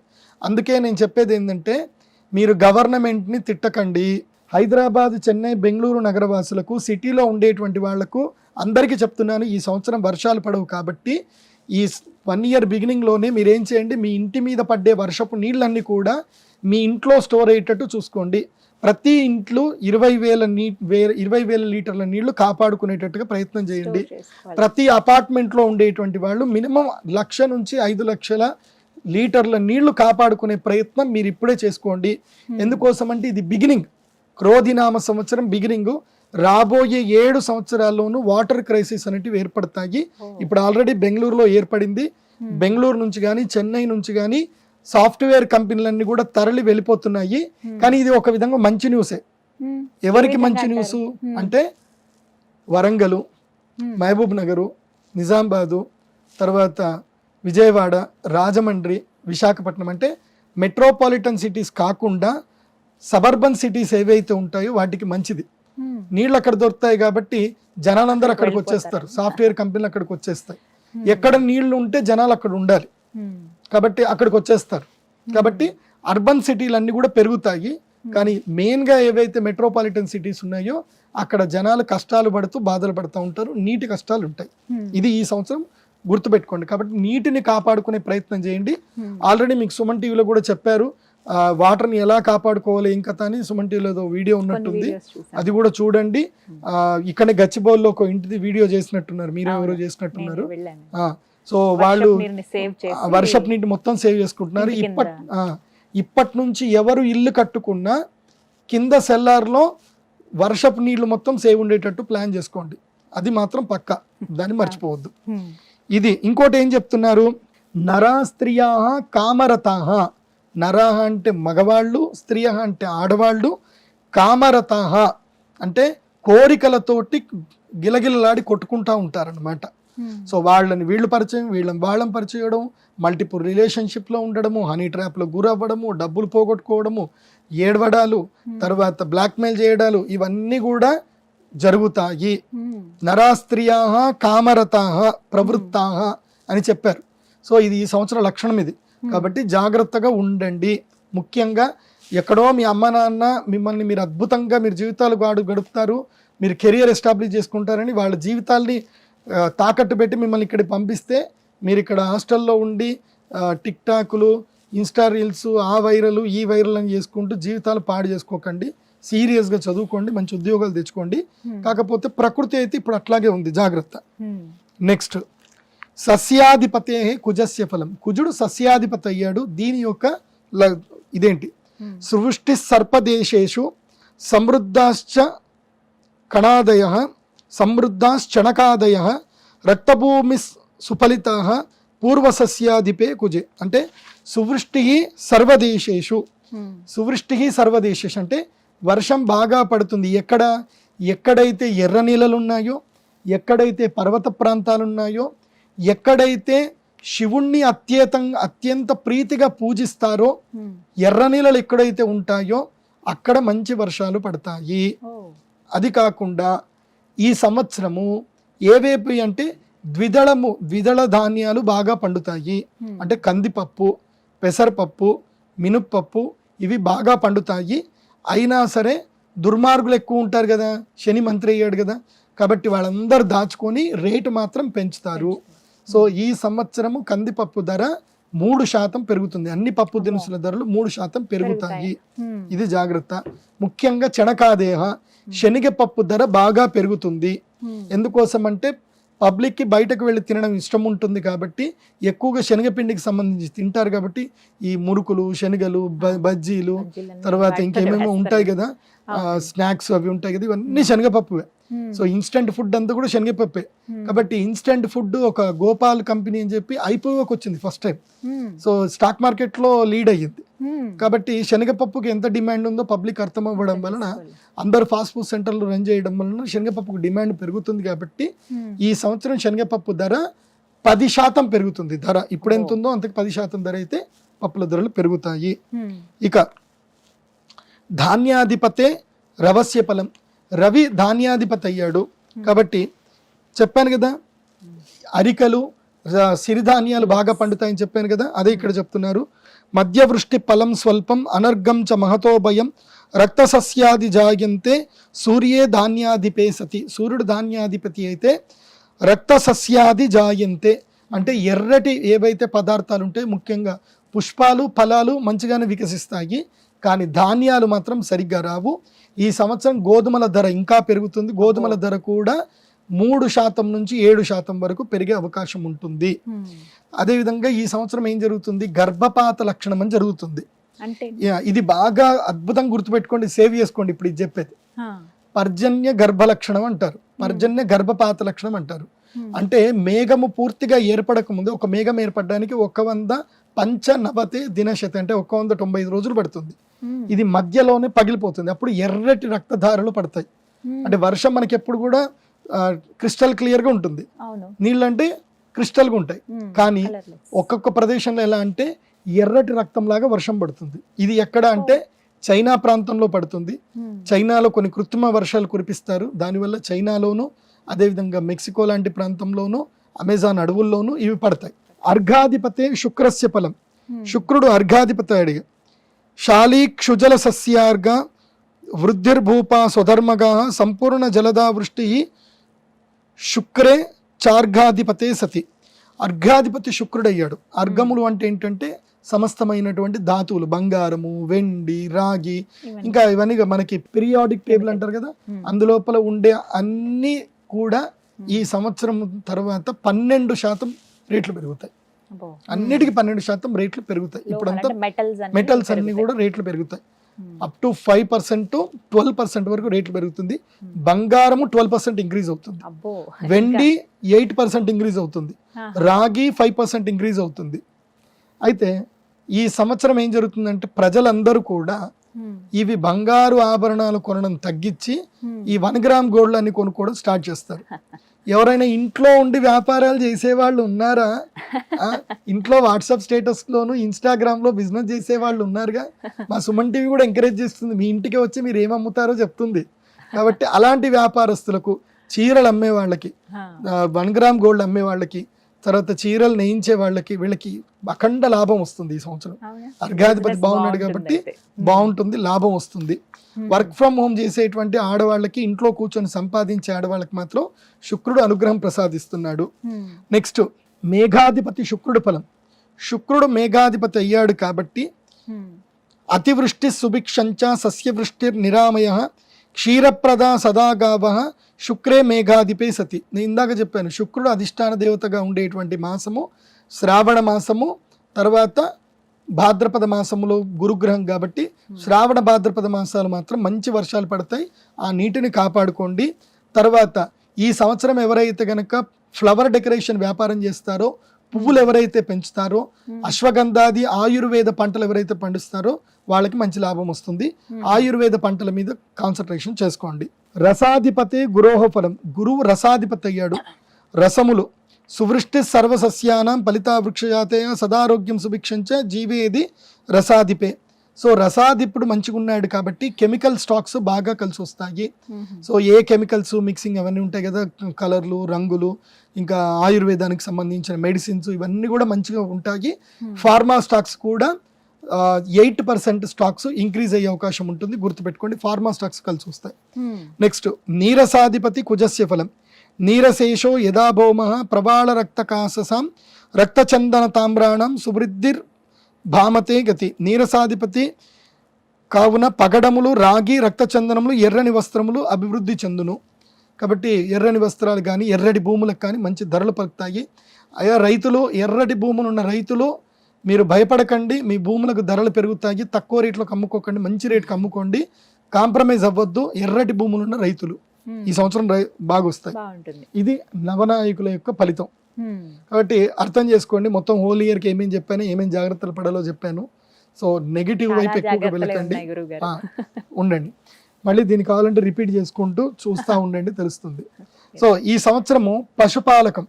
ఎందుకోసం అంటే పశువులు లేకపోతే మనం ఉండం, పశువులతోటే మన జీవితం ఆధారపడి ఉంది. కాబట్టి పశుపాలకుల విషయంలో ఏంటంటే ఈసారి యముడు పశుపాలకులు నాయకుడు అయ్యాడు. పశువులని కట్టేసేవాడు యముడయ్యాడు, విడిపించుకునేవాడు కృష్ణుడు అయ్యాడు. కృష్ణుడు బలరాముడు ఇద్దరు వచ్చి విడిపించుకెళ్తారు, కానీ కట్టేవాడు మాత్రం యమధర్మరాజు అయ్యాడు. అంటే ఏమవుతుంది అంటే ఈ సంవత్సరము కోళ్ళు, గొర్రెలు, ఏవైతే మనం మాంసాలు తింటామో ఈ తినే మాంసాలకు సంబంధించి చతుష్పాదములు పక్షులు అంటే 4 కాళ్ళు తర్వాత పక్షులు, ఇవి ఏవైతే ఉన్నాయో వీటన్నిటికీ ఎక్కువగా మృత్యు ఎక్కువ ఉంటుంది. అంటే చాలా చచ్చిపోతాయి ఈ సంవత్సరం. దానివల్ల ఈ వ్యాపారం చేసే వాళ్ళకి మాత్రం లాభాలు కలుగుతాయి. మేకలు అమ్ముకునే వాళ్లకు, మేకల పెంపకం చేసే వాళ్ళకి, కోళ్ల పెంపకం చేసే వాళ్ళకి మాత్రం లాభాలు వస్తాయి. అంటే జనాలు ఎక్కువగా మాంసం తినడానికి ఇష్టపడతారు. జనాలలో యమధర్మరాజు వీలనమైపోయి నాన్ వెజ్ తింటారు. ఎవరైతే వెజిటేరియన్ ఉన్నటువంటి వాళ్ళు కూడా బలవంతంగా నాన్ వెజ్ కిందకి డైవర్ట్ అయిపోతారు. సో ఇవి జరుగుతాయి. జిక్వా చాపల్యం ఎక్కువైపోతుంది ఈ సంవత్సరం ప్రజలకు. అది తినాలనే కోరిక ఎక్కువ అవుతుంది కాబట్టి ఎక్కువగా చనిపోతాయి. అదేవిధంగా ఆవులు, తర్వాత గేదెలు, ఎద్దులు ఇవి కూడా పశువధశాలకు ఎక్కువగా పోయే అవకాశాలు ఉంటాయి. కాబట్టి మా బజరంగ్ దళ్ మా బంధువులు, తర్వాత విశ్వ హిందూ పరిషత్ బంధువులు, సనాతన ధర్మ బంధువులు, గోవుల్ని కాపాడుకునే వాళ్ళు బజరంగ్ బలి రెడీగా ఉండండి, కాపాడండి. ఆ చట్టాలన్నీ నేర్చుకోండి, ఎక్కడ పడితే అక్కడ కాపాడండి. గోవు కనబడిందా తీసుకెళ్లి కారు అడ్డం పెట్టి ఆపేయండి, ఇది ఏమన్నా కానీ. నేనైతే ఇప్పటికి ఒక 3 వ్యాన్లను ఆపేసా. లోకల్ పోలీసులకు ఫోన్ చేసి గొడవ పెట్టుకొని అన్ని చేసి, నాకు పెద్ద పెద్ద ఎట్లా పరిచయం కదా, ఫోన్ చేసి నాకు ఇక్కడ ఆగింది, నేను ఇక్కడ ఆగిన, అయితే నేనన్నా బోని కానీ లేకపోతే వెహికల్ మాత్రం బోని అని చెప్పి ఆపేసా. నేషనల్ హైవే 44 మీద అట్లా ఆపి నేను దాదాపుగా నా వంత అయితే 200 ఆవులను అయితే నేను కాపాడగలిగాను. సో ఎవరైనా వెళుతున్నారు అంటే గోవులు కనిపించాయంటే ఆపేసేయండి, ఏం పర్లేదు, గొడవ పెట్టుకోండి. దగ్గరనే నియరెస్ట్ పోలీస్ స్టేషన్ ఫోన్ చేయండి. ఈ మధ్య గూగుల్ ఉంది కదా, okay Google tell me nearest police station phone number అంటే అదే చెప్తుంది.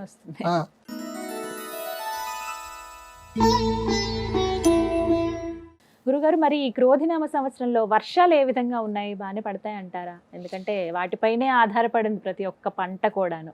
ఈ సంవత్సరములో వర్షాలు తక్కువగా ఉన్నాయి, తక్కువ వర్షం, ఎక్కువ వర్షపాతం లేదు. ఉన్న నీటిని కాపాడుకునే ప్రయత్నం చేసుకోండి ప్రభుత్వాలు, ప్రజలు. వర్షపు నీటిని ఒడిసి పట్టడం మర్చిపోవద్దు. ఈ సంవత్సరం వర్షాలు ఎక్కడెక్కడ పడతాయో చెప్తాను వినండి. 10 భాగములు సముద్రం పైన, అంటే వర్షపు నీళ్లు ఒక 20% వచ్చాయనుకుందాం, అంటే 100% ఎప్పుడు వర్షం పడదు. ఎందుకోసం అంటే మిగతా నీళ్ళన్నీ కూడా మనకి మేఘాల రూపంలో, తర్వాత ఇవి మంచు రూపంలో ఉండిపోతాయి. 20% మాత్రమే మనకి మంచినీళ్ళు దొరుకుతాయి భూమిపైన. సో ఆ 20%లో వర్షాలు పడే 20%లో 10% పోయి సముద్రంలోనే వర్షం పడుతుంది. అంటే 20లో సగానికి సగము సముద్రంలోనే వర్షం పడుతుంది. కాబట్టి ఆ నీళ్లు మనకు కాదు, మనకి మంచి ఆక్సిజన్ రావడానికి సముద్రంలో మంచినీళ్ళు పడాలి. అలా పడితేనే చేపలకు వాటికి బాగుంటుంది. కాబట్టి అది మనకు మంచిదే. ఎందుకోసం అంటే నేచర్ని బ్యాలెన్స్ చేయాలంటే సముద్రం బాగుండాలి. కాబట్టి సముద్రంలో 10% నీళ్లు పడిపోతాయి. ఇక మిగతా 7% ఎక్కడ పడతాయి అని అంటే ఇవి పర్వతముల పైన పడతాయి. ఎందుకోసం అంటే పర్వతాల మీద నీళ్లు పడితేనే మనకి నదులు వస్తాయి. నీళ్లు రెగ్యులర్గా పర్వతాల నుంచే పుడతాయి కదా. కాబట్టి 7% నీళ్లు పర్వతాల మీద పడతాయి. అది కూడా వెస్టర్న్ ఘాట్స్, అంటే పశ్చిమ భాగంలో ఉండేటువంటి కేరళ, పూణే, గోవా, అటుపైన గుజరాత్, ఈ ప్రాంతంలో మంచి వర్షాలు పడతాయి. మహారాష్ట్ర, కేరళ, గోవా అక్కడ మంచి వర్షాలు పడతాయి. 7% వర్షాలన్నీ కూడా పర్వత ప్రాంతంలోనే పడతాయి. వింధ్య పర్వతాలు, అక్కడక్కడ పడతాయి. సో మన ఆంధ్రప్రదేశ్లో మాత్రం పర్వతాలకి గుండు కొడుతున్నారు. సో దయచేసి పర్వతాలకు గుండు కొట్టకండి. గుండు కొడితే అది కూడా నేల అనుకుని వర్షం పడ్డం మానేస్తుంది. కాబట్టి పర్వతాలకు గుండు కొట్టకుండా ఉంటే మంచిది. సో ఎక్కడెక్కడైతే పర్వతాలు ఉంటే అక్కడ వర్షం పడుతుంది. దానివల్ల గిరిజన వాసులకు మేలు జరుగుతుంది. తర్వాత ఆర్గానిక్ పంటలు పండించే గిరిజన వాసులకు మాత్రం ఈ సంవత్సరం మేలు జరుగుతుంది. సో సిటీ నుంచి కారు వేసుకొని మన శ్రీకాకుళము, విజయనగరము, తర్వాత భద్రాచలం దగ్గర ఉండే సంతలకి హైదరాబాద్ వాళ్ళు వెళ్తారు. 7% పర్వతాల మీద పడుతుంది. ఇక మన భూమి మీద అంటే ఎవరైతే వేస్ట్ ఎక్కువ చేస్తారో ఆ ప్రాంతంలో అంటే మంచినీళ్ళన్నీ ఏది నాలా లోపలికి వెళ్ళిపోయే ప్రదేశం లోపల మాత్రం దేవుడికి ఇష్టం లేదు. అందుకోసం ఏం చేశారంటే ఒరే నేను ఇచ్చే మంచినీళ్ళు మీరు అంతా పాడు చేసుకుంటున్నారని చెప్పి 2% మాత్రమే, ఓన్లీ 2% మాత్రమే సిటీలలో చదును నేల ప్రాంతం మీద 2% మాత్రం వర్షాలు పడతాయి. అంటే ఈసారి వర్షములు భగవంతుడు నిర్ణయం చేశాడు, ఎక్కడ పడించాలో ఆయన అక్కడే పడిస్తున్నాడు. 17% మనుషులు లేని చోట, 2% మాత్రమే మనుషులు ఉండే చోట ఇది వర్షం పడుతుంది. కాబట్టి మనం ప్రకృతిని ఆరాధించకపోతే ఇలాగే జరుగుతుంది. మనకి ఉన్న భూమిలో ఉన్న నీళ్ళన్నీ మనం బోరేసి లాక్కుంటున్నాం కదా. మరి ఆ బోర్లో నీళ్ళు రావాలంటే ఏం చేయాలంటే ఎక్కడో పర్వతాల్లో పడితే తప్ప రావు, నీటి దారాలు రావాలి. కాబట్టి నీటి దారాలని కాపాడుకోండి, నీటిని కాపాడుకోండి.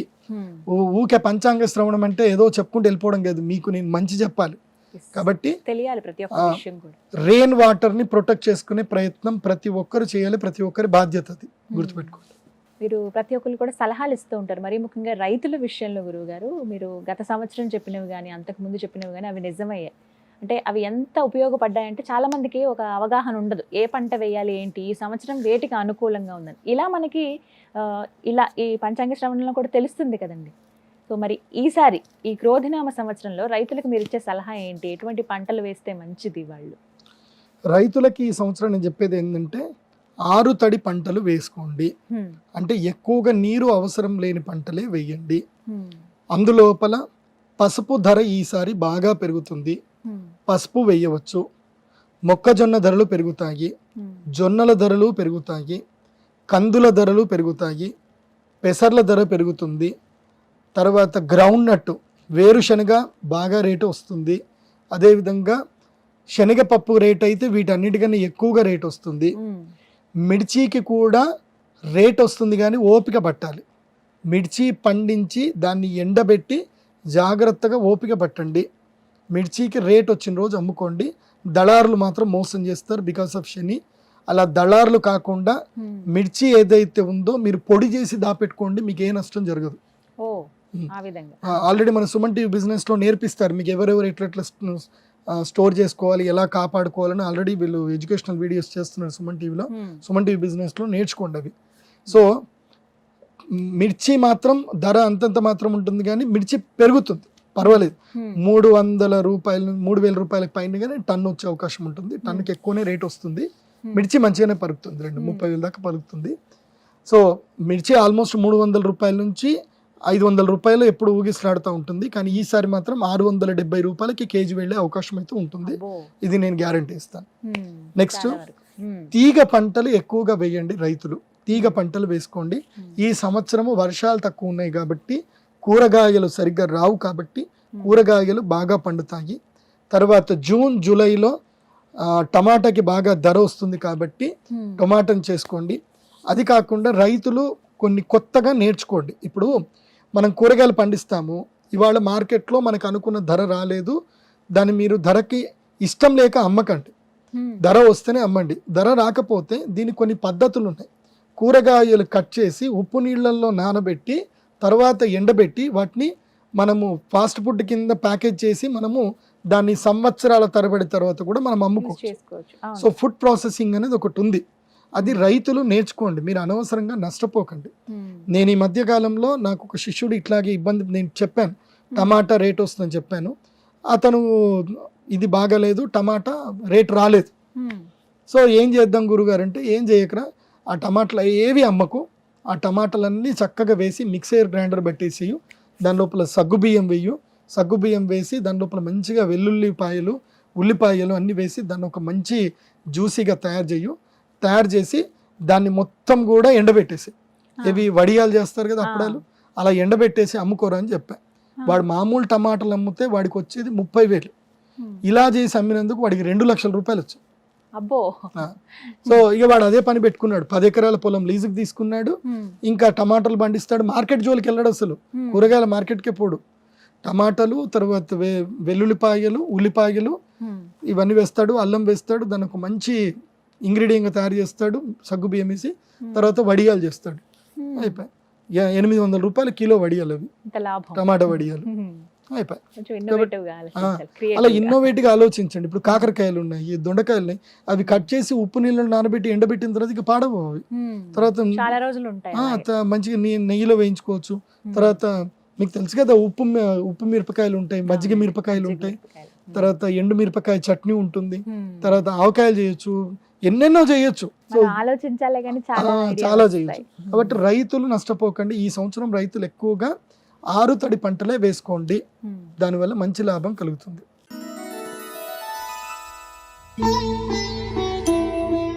ప్రతి సంవత్సరం గురువుగారు ఏదో అనుకోని విపత్తులు సంభవిస్తూనే ఉంటాయి. అప్పుడు అనుకుంటాం ఈ సంవత్సరం ఇదే రాసి పెట్టుందేమో అన్నట్టుగా. మరి ఈ క్రోధినామ సంవత్సరంలో ఏమన్నా విపత్తులు ఉన్నాయా? క్రోధినామ సంవత్సరం, క్రోధం అంటేనే పెద్ద విపత్తు. సో దేశాల అధిపతులు కొట్లాడుకుంటారు. ఈ సంవత్సరం అమెరికాలో ప్రభుత్వం మారుతుంది.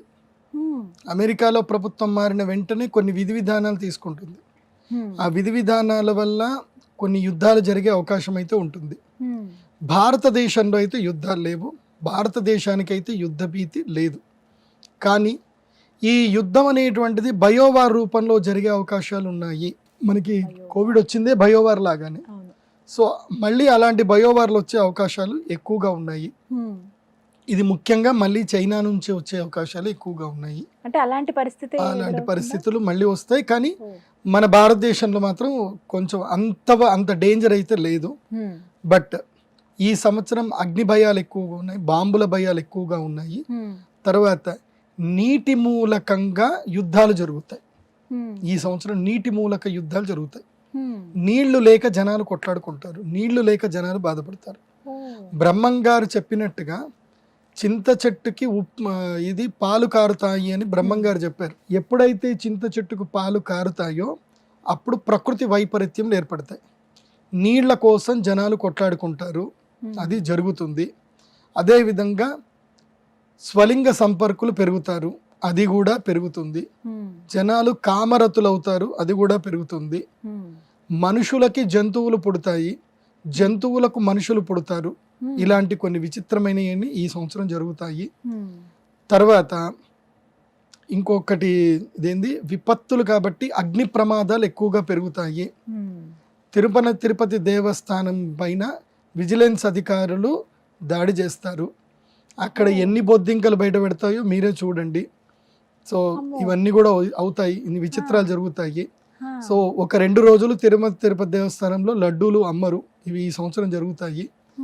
అది కాకుండా కొన్ని ఈ సంవత్సరము మీరు ఆగస్టు లేదా సెప్టెంబర్ ఈ సమయంలో తిరుపతి దేవస్థానానికి సంబంధించిన పెద్ద కుంభకోణం బయటపడుతుంది. ఎవరెవరు ఎన్ని డబ్బులు తిన్నారు, ఏం కథ, ఏం జరిగినాయి అన్నీ బయటపడతాయి. సో ఇది ఒకటి. ఇది కూడా దుర్మార్గులకు విపత్తు. నేను చెప్పాను కదా, శని మంత్రి అయ్యాడు అంటే దుర్మార్గులకు పడుతుంది, బయటపడుతుంది. అయితే అగ్ని ప్రమాదాలు మాత్రం బాగా పెరుగుతాయి. ఈ విషయంలో జాగ్రత్తగా ఉంటే చాలు. ఇవే మనకు కలిగే విపత్తులు, ఇంకా పెద్ద విపత్తులు ఏం లేవు. కాకపోతే కల్తీ బాగా పెరుగుతుందండోయ్, ఆహారంలో కల్తీ బాగా పెరుగుతుంది. కాబట్టి ముఖ్యంగా పసుపులో కల్తీ పెరుగుతుంది, మిర్చిలో కల్తీ పెరుగుతుంది, ధనియాల్లో కల్తీ పెరుగుతుంది. కాబట్టి నేను అందరికి చెప్పేది ఏంటంటే, ఇంట్లో ఎట్లా మిక్సర్ గ్రైండర్లు ఉన్నాయి కదా, పసుపు తెచ్చుకోండి, గ్రైండింగ్ వేసుకోండి. మిరపకాయలు తెచ్చుకోండి, గ్రైండింగ్ వేసుకోండి. తర్వాత ధనియాలు తెచ్చుకోండి, గ్రైండ్ చేసుకోండి. డైరెక్ట్గా కొనకండి, బద్ధకం వదిలేయండి. అండ్ ఇన్స్టెంట్గా రావాలని మాత్రం చేయకండి. కల్తీలు ఎక్కువగా జరిగే అవకాశం ఉంది, దాంతో ఆరోగ్యాలు పాడవుతున్నాయి. ఆల్రెడీ సుమన్ టీవీ హెల్త్లో చెప్తారు ఎలాంటి తినాలి, ఏమేం చేసుకోవాలి, ఇంట్లో సొంతగా పల్లి నూనె ఎలా తీసుకోవాలి. ఇవన్నీ ఎందుకోసం అంటే, ఇవన్నీ ఎందుకు చెప్తున్నాను అంటే, మీకు ఎవరో ఒకరు చెప్పాలి కదా ఎలా లైఫ్ స్టైల్ లీడ్ చేయాలని. సో ఆ రెస్పాన్సిబిలిటీ సుమన్ టీవీ తీసుకుంది. కాబట్టి ఆ పని చేయండి.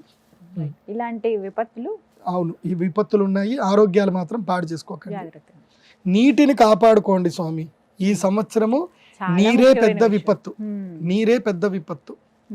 నీటిని కాపాడుకున్నోళ్లే అదృష్టవంతులు, నీటిని కాపాడుకోలేని దురదృష్టవంతులు. రైతులు మీకు 10 ఎకరాలు ఉందంటే 1 ఎకరం నీళ్ళ కోసం సపరేట్గా పెట్టేసుకోండి, లేకపోతే నష్టమే. ఈ జాగ్రత్తలు మాత్రం తీసుకోవాల్సిందే.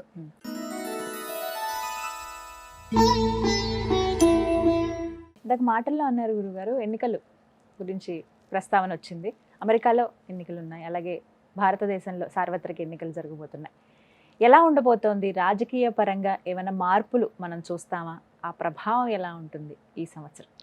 ఈ సంవత్సరము కుజుడు అధిపతి అయ్యాడు కాబట్టి భారతదేశంలో రాజకీయ సుస్థిరత మాత్రం ఉంటుంది. భారతదేశంలో ప్రజలు తలెత్తుకొని తిరిగేంత గొప్ప స్థాయికి వెళ్ళే అవకాశాలు ఎక్కువగా ఉన్నాయి. భారతదేశంలో ఉండే కరప్షన్ దాదాపుగా ఎండ్ అయిపోతుంది. భారతదేశంలో ఇంకా అల్లకల్లోలాలు ఏవి ఉండవు. అందరికీ అల్లరి మూకలకు భయం ఏర్పడుతుంది. భారతదేశంలో నరేంద్ర మోదీ గారి ప్రభుత్వము, బీజేపీ ఎన్డీఏ ప్రభుత్వం ఏదైతే ఉందో 358 సీట్లతోటి మళ్ళీ పునః ప్రభుత్వాన్ని ఏర్పాటు చేస్తుంది. బీజేపీకి అయితే 270 వరకు బీజేపీకి సీట్లు వస్తాయి. 70 నుంచి 290 వరకు బీజేపీ సీట్లు వస్తాయి. మిగతాయి ఎన్డీఏ అలయన్స్ ఉంటుంది. కాకపోతే ఈసారి ఎన్డీఏ అలయన్స్లో కొన్ని పొత్తులు ఎక్కువ అవ్వడం మూలాన మోదీ గారి ప్రభుత్వానికి కొంచెం తలనొప్పులు ఎక్కువగా ఉంటాయి. ఎందుకోసమంటే జంపింగ్ రాయిలు ఎక్కువగా ఉంటారు కాబట్టి ఈ సంవత్సరం ఏంటంటే ఒక 30 మంది తోటి మెజారిటీ ఉంటుందన్నమాట. 30 మంది మెజారిటీ మాత్రమే వచ్చే అవకాశం ఉంటుంది. ఆ 30 మందిని కాపాడుకోవడానికి ఎప్పుడూ ప్రయత్నం చేయాల్సింది ఉంటుంది. ఇది కొంచెము బాధాకరమైన విషయము. కానీ మన చేతిలో ఉంది. ముందుగానే భవిష్యత్తు జ్యోతిష్యం చెప్తుంది. సో జ్యోతిష్యం అంటే ఏంటంటే అద్దం లాగా, అద్దం చూపిస్తుంది, నీ ముఖం ఎలా ఉందో చూపిస్తుంది.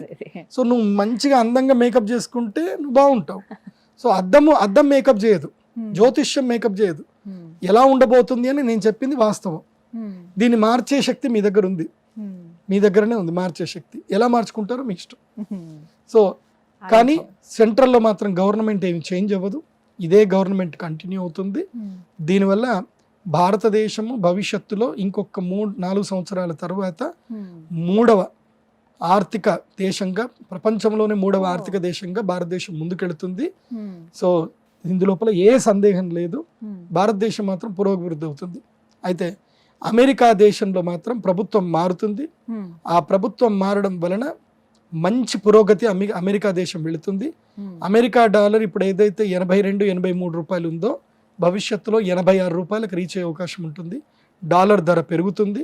అయితే మన భారతదేశానికి కూడా రూపీ వాల్యూ కూడా పెరిగే అవకాశం ఉంటుంది. రూపీ వాల్యూ ఏం పడిపోదు. ఎందుకోసం అంటే దాదాపు ఇప్పటికే 37 దేశాల్లో మన భారత రూపీ చలామణిలో ఉంది. ఇంకా ఒక 20-30 దేశాలు యాడ్ అవుతాయి. సో భారతదేశం యొక్క రూపీ ప్రపంచాన్ని శాసించే స్థాయికి అయితే ఎదుగుతుంది. ఇది అందరికీ సంబంధించిన గుడ్ న్యూస్. ఇది ఈ విషయంలో కాస్త మంచిది. సో ప్రభుత్వం లోపల ఒక్కటే, కేరళ ప్రభుత్వం, కేరళ రాష్ట్రం నుంచి, అదేవిధంగా వెస్ట్ బెంగాల్ నుంచి కానివ్వండి, అదేవిధంగా హర్యానా, పంజాబు, రాజస్థాను, ఈ ప్రాంతాల నుంచి, తమిళనాడు ప్రాంతంలో నుంచి, ఆంధ్రప్రదేశ్లో ఉండే ఒక 4 కొన్ని స్థానాల నుంచి మాత్రమే స్థానాలు కోల్పోయే అవకాశం ఉంటుంది. అంటే ఇవి ప్రతికూలంగా కాంగ్రెస్ ప్రభుత్వానికి అనుకూలంగానూ వచ్చే అవకాశాలు ఎక్కువగా ఉంటాయి. సో ఇది కొంచెం ఈసారి హోరాహోరీగానే ఉంటుంది. కానీ మోదీ గారి ప్రభుత్వమే ఎస్టాబ్లిష్ అయితే అవుతుంది. వాళ్ళకి మాత్రం కొంచెం తలనొప్పి ఉంటుంది. ఎవరు ఆశావహుల నుంచి, స్వార్థపరుల నుంచి వాళ్ళని కూడా కన్విన్స్ చేయాల్సి వస్తుంది. ఎందుకోసమంటే డబ్బులు ఇస్తే మేము జంప్ అవుతాం అనేటోళ్ళు కొంతమంది ఉంటారు. అలాంటి వాళ్ళని కన్విన్స్ చేయడమో, భయపెట్టడమో ఏదో చేయడం ఉంటుంది. అదైతే జరుగుతుంది. ఇవైతే జరుగుతాయి.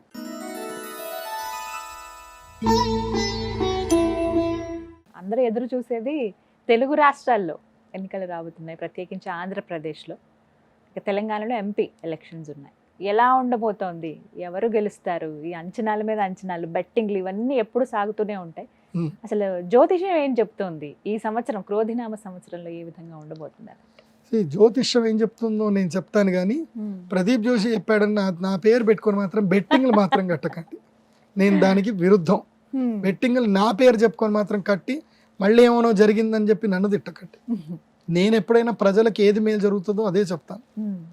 ఈ సంవత్సరము ఆంధ్రప్రదేశ్ రాష్ట్రంలో ప్రభుత్వము తప్పకుండా మారుతుంది. ప్రభుత్వం మారే అవకాశాలు ఉన్నాయి. అయితే మధ్యలో నేను అనుకున్నది ఏంటంటే కనుక, నేను లాస్ట్ టైం సుమన్ టీవీతో ఇంటర్వ్యూ చేసినప్పుడే చెప్పాను, ఆంధ్రప్రదేశ్ రాష్ట్రం యొక్క పరిస్థితి ఏంది, ప్రజలు బాగుపడాలంటే ఏం చెయ్యాలి అని అడిగినప్పుడు నేను చెప్పాను, చంద్రబాబు నాయుడు గారు తెలుగుదేశం పార్టీ నాయకులు వీరు కాంగ్రెస్ పార్టీతో కలవకూడదు, కలిస్తే నెక్స్ట్ ఓడిపోతారు అని చెప్పాను. నేను చెప్పినట్టుగా వారు నా మాట విన్నారు. కాంగ్రెస్ పార్టీతో పొత్తు లేదు, బీజేపీతో పొత్తు కుదుర్చుకున్నారు. అట్లాగే పవన్ కళ్యాణ్ గారికి కూడా నేను సలహా ఇచ్చాను, మీరు ఎలక్షన్లో వెళితే సపోర్ట్ చేసి బీజేపీ తోటి కలిసే వెళ్ళండి, టీడీపీ వస్తే వాళ్ళని కూడా కలుపుకొని వెళ్ళండి, కానీ ఒంటరికి వెళ్ళొద్దు అని చెప్పాను. అన్నట్టుగానే మేము ఇచ్చిన సలహాలు సూచనల ప్రకారము ఇటు భారతీయ జనతా పార్టీ, ఇటు తెలుగుదేశం పార్టీ, ఇటు జనసేన ముగ్గురు కూడా కలిసి పోటీ చేస్తున్నారు, సంతోషం. కానీ ఒక దగ్గర వీళ్ళు మిస్ అయ్యే అవకాశం ఉంటుంది. మన దగ్గర ఏంటంటే గనక ఆంధ్రప్రదేశ్లో ఓటు శాతము 62% మాత్రమే ఓట్లు పడతాయి. 100 మంది ఓట్లు వెయ్యరు. 10లో 6, 7 మాత్రమే ఓట్లు వేస్తారు. అందులోపల ఆ 62%లో 34% బిలో పావర్టీ వాళ్ళే. దాదాపు అందరూ బిలో పావర్టీ, 34% ఓటేసేవాళ్ళు. బెంచ్ కార్లో వెళ్ళే వాళ్ళు లైన్లో నిల్చొని ఓట్లు వేస్తారని మాత్రం నేను నమ్మను. వాళ్ళ ఎవరొస్తే మనదే ముందులే, మనకి ఎవరు వచ్చినా వాళ్ళ దగ్గరికి వెళ్తాము, పువ్వులు ఇస్తాం, ఫోటోలు దిగుతాం, పని చేయించుకుంటాం. మనకి ఎవరు వస్తే మనకేం పని, మనకి ఓటేయాల్సిన అవసరం లేదు అనుకునే దుర్మార్గులు కొంతమంది ఉంటారు. సో వాళ్ళని పక్కన పెడదాం, వాళ్ళు ఆ 30%లో ఉంటారు, వాళ్ళని పక్కన పెడదాం. అయితే వైఎస్ఆర్సీపీ గవర్నమెంట్ ప్రకారము జగన్మోహన్ రెడ్డి గారి యొక్క ప్రభుత్వ హయాంలో వీరేం చేశారు అంటే వాలంటరీ వ్యవస్థను పెట్టి 26% ఎవరైతే ఈ ప్రజలు ఉన్నారో వీళ్ళందరికీ డబ్బులు ఇచ్చారు. పేదలు అని వాళ్ళందరికీ అకౌంట్లో డబ్బులు అయితే పంపించారు. మరి వీళ్ళ మనస్తత్వాన్ని మనం మార్చగలుగుతామంటే మార్చలేము. అంటే 26% ఓట్లు అయితే వాళ్ళకైతే ఉన్నాయి. ఇంకెంత మిగిలింది? 32%లో 26% పోయింది అని అంటే మిగిలేదంతా 4, 2, 6 ప్లస్ 36% ఉంది. 36%కి 24%కి తేడా ఎంత ఉంది చూడండి. సో ఇక్కడ కొంచెము గట్టిగానే వారు ఉంటుంది. నేను ఒక సలహా ఇస్తాను, తెలుగుదేశం పార్టీ మళ్ళీ గవర్నమెంట్ ఎస్టాబ్లిష్ చెయ్యాలి అని అంటే మీరు ప్రత్యంగిరాదేవి సంబంధించి బగళాముఖి, చిన్నమస్తా, అదేవిధంగా రాజమాతంగి ఇవి తప్పకుండా పూజలు చేయించుకోండి, లేకపోతే వైఎస్ఆర్సీపీ గవర్నమెంట్ వస్తుంది. ఎందుకు వస్తుందని చెప్తాను వినండి. మాకు తెలిసి వైఎస్ఆర్సీపీ గవర్నమెంట్ గురించి అని చెప్పి యాగాలు చేసే ఒక టీం ఉంది. ఆ టీము లాస్ట్ ఇయర్ యాగాలు చేసినందుకే ప్రజలు సమ్మోహితులైపోయి ఓట్లు వేసేసారు. కోపంతో ఓట్లు వేస్తారు ప్రజలు. నిజంగా ప్రేమతోటి కొంతమంది ఓట్లేదు, కోపంతో ఓట్లేస్తారు. అది ఎందుకు జరిగింది అని అంటే వాళ్ళు రాజమాతంగి తంత్రం, రాజశ్యామల చేశారు. మనం చూస్తే చంద్రబాబు నాయుడు గారు పరమ నాస్తికుడు. ఆయన నేను దేవుణ్ణి నమ్మనంటాడు. మరి ఇప్పుడైనా చంద్రబాబు నాయుడు గారికి నేను చెప్పేది ఏంటంటే దేవుణ్ణి నమ్మండి, అమ్మవారిని నమ్మండి, యాగాలు చేయించండి. మీరు ప్రజలకేదో జరుగుతుంది ఓట్లేస్తాము అని చెప్పి మీ అందరికీ జయగొట్టిన ద లాస్ట్ మూమెంట్ తారుమారయ్యే అవకాశం ఉంటుంది. ఎందుకోసం అంటే ప్రకృతి అమ్మవారు ఎవరు ఆరాధిస్తే వాళ్ళని ఆమె అనుగ్రహిస్తుంది. ఎందుకోసం అంటే అమ్మవారి యొక్క మణిద్వీపంలో రాక్షసులకు కూడా స్థానం ఉంది. సో ఎవరు అమ్మవారి ధ్యానం చేస్తే వాళ్ళకి ఇచ్చేస్తుంది అమ్మనే. కొడుకు చెడ్డోడు అనుకోదు, వాడు మంచిగా చేస్తాడులే, ఎవడుకు పెడుతున్నాడు కదా అని ఇచ్చేస్తుంది అమ్మ. కాబట్టి మీ అందరికీ చెప్పేది ఒకటే, తెలుగుదేశం ప్రజా నాయకులకు కానీ అదేవిధంగా జనసేన వారికి కూడా చెప్పేది ఏంటంటే తప్పకుండా మీరు రాజశ్యామల యాగాలవి చేయించుకోండి, చేస్తేనే మీరు గెలుస్తారు, లేకపోతే పోతుంది. కానీ నా వరకు నేను కూర్చొని అనాలిసిస్ చేసిన దాని ప్రకారము నాకు తెలిసి ఈ 175 సీట్లు ఏవైతే ఉన్నాయో ఇందులోపల ఇప్పుడున్నటువంటి పొత్తుకు సంబంధించిన ప్రభుత్వానికి 67% సీట్లు వస్తాయి. 67% వాళ్ళకి సీట్లు వస్తాయి. 67% సో 53 నుంచి 67% వరకు వస్తుంది. 53 అయితే కన్ఫర్మ్. అయితే ఇక్కడ ఒక చిన్న పొరపాటు జరగబోయే అవకాశాలు ఉన్నాయి. ఇంకా ఏముందండి? ఏమున్నాయి అని అంటే గుర్తుపెట్టుకోండి, ప్రజలకి పొత్తుల గురించి పెద్దగా తెలియదు. ఎవరికైతే మామూలు అంటే వాళ్ళకి చదువుకొని ఉండరు, చాలా మందికి తెలియదు. పోవాలా, వాళ్ళ ఫ్రెండ్స్ వాళ్ళ నాయకులు కొంతమంది చెప్తారు, పోయి దాన్ని నొక్కాలంటే పోయి వాళ్ళు నొక్కేసి వచ్చేస్తారు, వాళ్ళకి పెద్దగా తెలియదు. సో ఇది పొత్తు గురించి కూడా వాళ్ళకి తెలియదు. సో ఇక్కడ నేను టీడీపీ పోటీ చేస్తే కొంతమందికి సైకిల్ అంటేనే ఇష్టం, వాళ్ళు పోయి చూస్తారు, ఆడ సైకిలే కనపడదు, సైకిల్ లేదు నేను ఏం చేయాలని చూస్తారు. సో వాళ్ళకి మీరు నేర్పియండి, మన దగ్గర సైకిల్ కనపడది, ఇది నొక్కండి అని చెప్పండి. ఈ ఫ్యాన్ ఎట్లాగూ ఉంటుంది, అన్ని 170 షర్ట్ ఎట్లా ఫ్యాన్ ఉంటుంది, కానీ ఒక చోట పువ్వు ఉంటుంది, ఒక చోట గ్లాస్ ఉంటుంది, ఒక చోట సైకిల్ ఉంటుంది. సో ఎక్కడ పువ్వు నొక్కాలి, ఎక్కడ గ్లాస్ నొక్కాలో నేర్పియండి. నేర్పియలేదు అనుకోండి, సైకిల్ కనిపించలేదు నేను ఫ్యాన్కే ఎత్తాను వేసాను అనుకోండి, మీ ఇష్టం అది. సో కానీ ఫ్యాన్ అయితే తిరిగే అవకాశాలు ఎక్కువగా ఉంటాయి, గాలి అయితే వీస్తుంది. కాకపోతే ఫ్యాన్కి 48% అయితే అవకాశాలు అయితే ఉన్నాయి. సో 67 అంటే 33% ఉన్నాయి, 33% ఓట్లు అయితే ఉన్నాయి. కానీ ఊగిసలాడేదే 12%. కానీ నేనైతే భవిష్యవాణి దివ్య దృష్టితోటి చూసిన అర్థం ఏంటంటే కనుక ఎట్టి పరిస్థితుల్లో ప్రభుత్వం అయితే మారుతుంది. సో వైఎస్ఆర్సీపీ శ్రేణులకు కూడా నేను చెప్పేది ఏంటంటే, మీరు గవర్నమెంట్ మారొద్దు అని మీరు అనుకుంటే కనుక మీరు కూడా మీ అమ్మవారి యాగాలు చేయించుకోండి. మీ గురుగారు ఒక పెద్ద ఆయన ఉన్నారు, ఆయన కాళ్ళు పట్టుకోండి, ప్రజలతో ప్రేమగా మాట్లాడండి, చేసే పనులు సరిగ్గా చేయండి, అన్ని బాగా జరిగే అవకాశం ఉంటుంది. కానీ నా భవిష్యవాణి ప్రకారం, నా వాక్కు ప్రకారం మాత్రం ప్రభుత్వం అయితే మారుతుంది, ఖచ్చితంగా మారుతుంది. చూడాలి గురువు గారు ఎలా ఉంటుందో. అందరూ ఎంతగానో ఎదురు చూస్తున్నారు, అంటే అర్థం కాని పరిస్థితి ఉంది. అదే నేను చెప్తున్నా కదా, ఈ 3 లుసుగులు ఉన్నాయి, ఇవి జనాలకు సరిగ్గా పాటించకపోతే వాళ్ళకి చెప్పాలి కదా, ఎక్కడ నొక్కాలని చెప్పాలి కదా. అది చెప్పకపోతే వాళ్ళు ఏది నొక్కాలో మామూలుగా జనాలకి 2 పార్టీలు తెలుసు, ఒకటి వైఎస్ఆర్సీపీ, ఒకటి టీడీపీ, ఈ 2 తెలుసు. ఇప్పుడు ఆంధ్రప్రదేశ్ వాళ్ళకి జనసేన అంటే కూడా చాలా మంది పరిచయం లేదు, గ్లాస్ ఎక్కడ నొక్కాలో కూడా తెలియదు వాళ్ళకి. కాబట్టి పరిచయం చేయించండి, పరిచయం చేయకపోతే మాత్రం పోతుంది. అవగాహన కల్పించాలి. మీరు ఎందుకోసం అంటే వైఎస్ఆర్సీపీ వాళ్ళు శ్రేణులు ఏంటంటే వాలంటరీ సిస్టమ్ ద్వారా వాళ్ళు గ్రౌండ్ లెవెల్కి వెళ్ళిపోయారు. ప్రతి ఊర్లో ఎన్ని ఓట్లు ఉన్నాయి, పేరు, ఫోన్ నెంబర్తో సహా మొత్తం తెలుసు, ఇంక్లూడింగ్ వాళ్ళ ఫ్యామిలీ బ్యాక్గ్రౌండ్ కూడా తెలుసు. వాళ్ళని ఏ విధంగా వాళ్ళకి మభ్య పెడితే, వాళ్ళకి ఏ విధంగా నచ్చజెప్పి, వాళ్ళకి ఏమేమి తాయిలాలు ఇస్తే చెప్తామని చెప్తారో, వాళ్ళు ఓట్లు ఇస్తారో అన్నీ తెలుసు వాళ్ళకి, ఇంక్లూడింగ్ ఫ్యామిలీ బ్యాక్గ్రౌండ్తో సహా తెలుసు. అంత గ్రౌండ్ వర్క్ చేశారు వైఎస్ఆర్సీపీ. బికాస్ నాకు దానికి సంబంధించిన మంత్రులు, నాకు శిష్యులు ఉన్నారు. వాళ్ళ గ్రౌండ్ వర్క్ ఎంత అద్భుతంగా ఉంది అని అంటే, ఏ ఒక్కరి పేరు చెప్పినా సెంటర్ ఎక్కడే పోయి అడిగినా పలానా ఓట్ నెంబర్ అని వాళ్ళు కొడితే వాళ్ళ ఫ్యామిలీ హిస్టరీ మొత్తం కూడా చెప్తారు. వాడిని ఏ విధంగా చెప్తే వాడు ఓటేస్తాడో వాళ్ళకి తెలుసు. అంత అద్భుతంగా వాళ్ళు గ్రౌండ్ వర్క్ చేసి పెట్టుకున్నారు.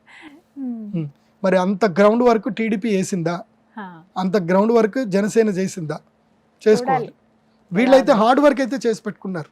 వైఎస్ఆర్సీపీ అయితే హార్డ్ వర్క్ చేసి పెట్టుకున్నారు, అది అప్రిషియేటబుల్. అది నాకు తెలుసు, ఎవరెవరితోటి ఎట్లెట్లా ఓటు వేయాలో వాళ్ళకి బాగా తెలుసు, మీకు తెలియదు అని నేను అనుకుంటున్నా. చూడండి, మరి ఈ నేపథ్యంలో తెలుగు రాష్ట్రాల భవిష్యత్తు ఎలా ఉండబోతుంది? చెప్పాను కదా, ఫస్టే మనకి కుజగ్రహం రాజైతే ఉంది, ప్రజలు క్రోధ సంపన్నులు అవుతారు, లోభ సంపన్నులు అవుతారు. లోభం అంటే ఏంటి? ఆశపడ్డం.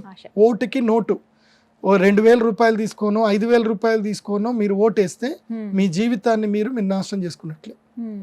సో నోట్లు తీసుకోకుండా ఓట్లు వేయండి, వేసే నిజాయితీ పరులకు వేయండి. ఎవరైతే దేశాన్ని బాగుపరుస్తారో, ఎవరైతే రాష్ట్రాన్ని బాగుపరుస్తారో నమ్మకం కలిగిందో వారికే ఓట్లు వేయండి. ఆ మాత్రం తెలియని వాళ్ళు అయితే కారు అని నేనైతే అనుకుంటాను. రాష్ట్ర ప్రజలకైతే అవగాహన ఏర్పడిందండి, తెలిసింది. కానీ అల్టిమేట్ గా ఆ బటన్ నొక్కే 1 సెకండ్ ఈజ్ ఇంపార్టెంట్. సో అది ఎప్పుడు ఎవరు నొక్కుతారో వాళ్ళు, అదే మన ఆయుధం. ఆ ఆయుధాన్ని సద్వినియోగం చేసుకోకపోతే వేస్ట్. ఎందుకోసం అంటే సంతలో గాడిద కూడా 50,000కి అమ్ముడుపోతుంది, సంతలో గేదె కూడా 10,000కి తక్కువైతే అమ్ముడుపోవట్లే. మరి గేదెలకైతే మనం హీనం కాదు కదా. సో అది ఆలోచించుకొని ఓట్ వేయండి. కానీ మార్పు అయితే వస్తుంది. ఆంధ్రప్రదేశ్ వాళ్ళకి మాత్రం మార్పు జరుగుతుంది, మేలు జరిగే అవకాశాలు కూడా ఉన్నాయి. చూద్దాం. ఇక ఆరోగ్యపరంగా చూసుకుంటే ప్రపంచవ్యాప్తంగా ఈ క్రోధినామ సంవత్సరంలో ఏ విధంగా ఉండబోతుంది? ఎందుకంటే గత సంవత్సరాలు నేర్పినటువంటి పాఠాలు, ఆ అనుభవాలు చూసుకుంటేనండి, వికృతినామ సంవత్సరం కావచ్చు, ఇవన్నీ కూడా ఆ కరోనా లాంటి విపత్తు చూసిన తర్వాత చాలా మంది జీవితాల్లో పెను మార్పులు సంభవించాయి. మరి ఈ క్రోధినామ సంవత్సరంలో ఆరోగ్యపరంగా ఏ విధంగా ఉండబోతుంది అంటారు? క్రోధినామ సంవత్సరంలో మనుషులకి ముఖ్యంగా అనారోగ్య సమస్యలు ఎక్కువగా పెరుగుతాయి. అనారోగ్య సమస్యలు అంటే ఏవే వస్తాయి చెప్తాను వినండి. ముఖ్యంగా blood relevant issues, diabetic patients ఇంకా పెరుగుతారు. హార్మోన్స్ రిలవెంట్ అంటే ఈ ఎండోక్రైనికల్ డిసీజ్లు మాత్రం బాగా పెరుగుతాయి. ఎండోక్రైనిక్ డాక్టర్లు మీకు పండుగనే, ఎండోక్రైనిక్ ఫార్మసిస్టులు మీకు పండుగనే. డాక్టర్ ఇదైతే పెరుగుతారు. అదేవిధంగా ముఖ్యంగా కంటికి సంబంధించిన సమస్యలు ఇంకా పెరుగుతాయి, కంటి వ్యాధులు పెరుగుతాయి. ఆ తర్వాత ముఖ్యమైనటువంటి సమస్య ఏంటంటే మానసిక సమస్యలు పెరుగుతాయి. సైకోసొమాటిక్ డిసీజ్లు బాగా పెరుగుతాయి ఈ సంవత్సరంలో. మీ పిల్లలకి మొబైల్ అడిక్షన్స్ పెరుగుతాయి. మొబైల్లో వీడియో గేమ్లు ఆడుతూనే ఉంటారు, చదువుకోరు, రీల్స్ చూస్తూనే ఉంటారు. దీనివల్ల మానసికమైనటువంటి ఇబ్బందులకు వెళ్ళిపోయి జీవితం మీద ప్రేమ తగ్గిపోతుంది. సూసైడ్లు ఎక్కువ అవుతాయి ఈ సంవత్సరం. ఆత్మహత్యలు ఎక్కువ చేసుకుంటారు, గొడవలు ఎక్కువగా చేసుకుంటారు, మానసిక రుగ్మతలు బాగా పెరుగుతాయి. ఆల్కహాల్ కన్జంప్షన్ చాలా పెరుగుతుంది. నీళ్ల కన్నా ఎక్కువ మందు తాగేవాళ్ళు పెరుగుతారు. సో మందు తాగడం అనేది ఒక పెద్ద తప్పే కాదు, తాగాలి అని అన్నట్టుగా అదొక హుందాతనంగా ఫాలో అవుతారు. ఇలాంటివన్నీ ఈ సంవత్సరం పెరుగుతాయి. ఆల్రెడీ ఉన్నాయి, ఇంకా పెరుగుతాయి. ఈ సంవత్సరం తగ్గే అవకాశాలు లేవు. కాకపోతే 10లో 6 పేషెంట్లు ఉంటారు, 4 ఆరోగ్యంగా ఉంటారు. ప్రతి 10లో 6 పేషెంట్లు ఉంటారు. అందులోపల ఇద్దరు చిన్నపిల్లలే ఉంటారు, 3 ఆడవాళ్ళు ఉంటారు, 1 మగవాళ్ళు ఉంటారు. ఆడవాళ్ళకి ఎక్కువ ఆరోగ్య సమస్యలు వస్తాయి ఈ సంవత్సరం. ముఖ్యంగా కీళ్ల నొప్పులు, తర్వాత స్పాండిలైటిస్, ఎముకల నొప్పులు, ఈ తర్వాత థైరాయిడ్ సమస్యలు, తర్వాత గైనిక్ సంబంధించిన ఇష్యూస్ తోటి స్త్రీలు ఎక్కువగా బాధపడతారు ఈ సంవత్సరం. ఆరోగ్యపరంగా కాస్త జాగ్రత్తలు వహించాలి అందరూ. జాగ్రత్తలు వహించాలంటే సుమన్ టీవీ హెల్త్ చూడాలి, చూసి ఫాలో అవ్వాలి. మేము ఏం చెప్తామో, సుమన్ టీవీకి ఎంతో మంది గెస్ట్లు వస్తారు, ఎన్నో అద్భుతాలు చెప్తారు, అవి మీరు చూసి ఫాలో అవ్వాలి.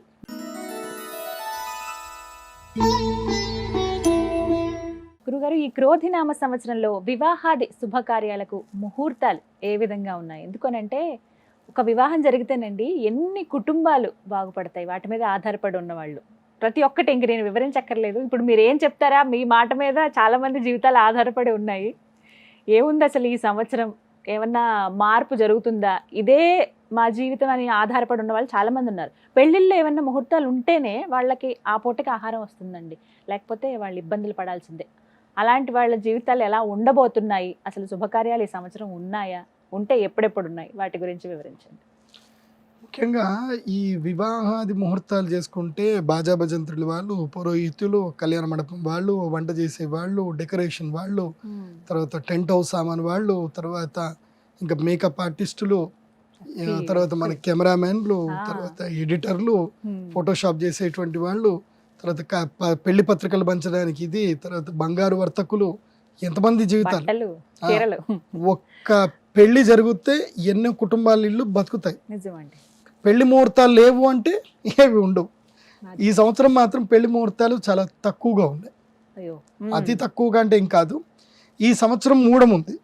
ఇప్పుడు చైత్ర మాసంలో చాలా తక్కువగా పెళ్లి చేసుకుంటారు. మన దగ్గర చైత్ర మాసంలో పెళ్లిళ్ళు పెట్టరు.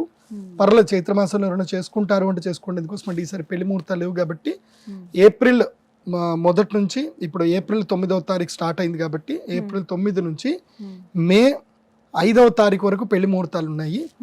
మే 5వ తారీఖు నుంచి 30 జూన్ 2024 వరకు, అంటే మే అంటే వైశాఖ మాసం, తర్వాత జ్యేష్ఠ మాసం. ఈ వైశాఖ జ్యేష్ఠ మాసంలో పెళ్లిళ్ళు ఎక్కువ ఉంటాయి కాబట్టి ఈసారి వైశాఖ మాసంలో ముహూర్తాలు లేవు, జ్యేష్ఠ మాసంలో కూడా ముహూర్తాలు లేవు. అంటే ఇది జూన్ అనుకోవద్దు, ఇది ఎక్కడి వరకు అంటే 1 జూలై వరకు అనుకోవాలి. అంటే 30th జూన్ అంటే 1 జూలై అంటే పెద్దగా ఏం కాదు. సో 5th మే నుంచి 1 జూలై వరకు ముహూర్తాలు లేవు. అంటే వైశాఖ మాసం లేవు, జ్యేష్ఠ మాసం లేవు. అసలు పీక్ టైమే ఇది. ఎండాకాలము, వర్షాలు ఉండవు, ఏముండవు, చక్కగా పెళ్లి చేసుకోవచ్చు అని అందరూ అనుకుంటారు. ఈసారి ఎండాకాలం లేవు, సమ్మర్ హాలిడేస్ లో పెళ్లి లేవు, ఓన్లీ టూర్లే ఇంకా. కాబట్టి ఈసారి సమ్మర్ హాలిడేస్, పిల్లలకి హాలిడేస్ ఉంటాయి, ఇప్పుడు పెళ్లి పెట్టుకుందానంటే నో మ్యారేజెస్. సో జూలై వరకు లేవు. మళ్ళీ జూలై కాగానే టక్ టక్ టక్ స్కూల్ బెల్ కొట్టేస్తారు, అందరు స్కూల్కి వెళ్ళిపోవాల్సిందే.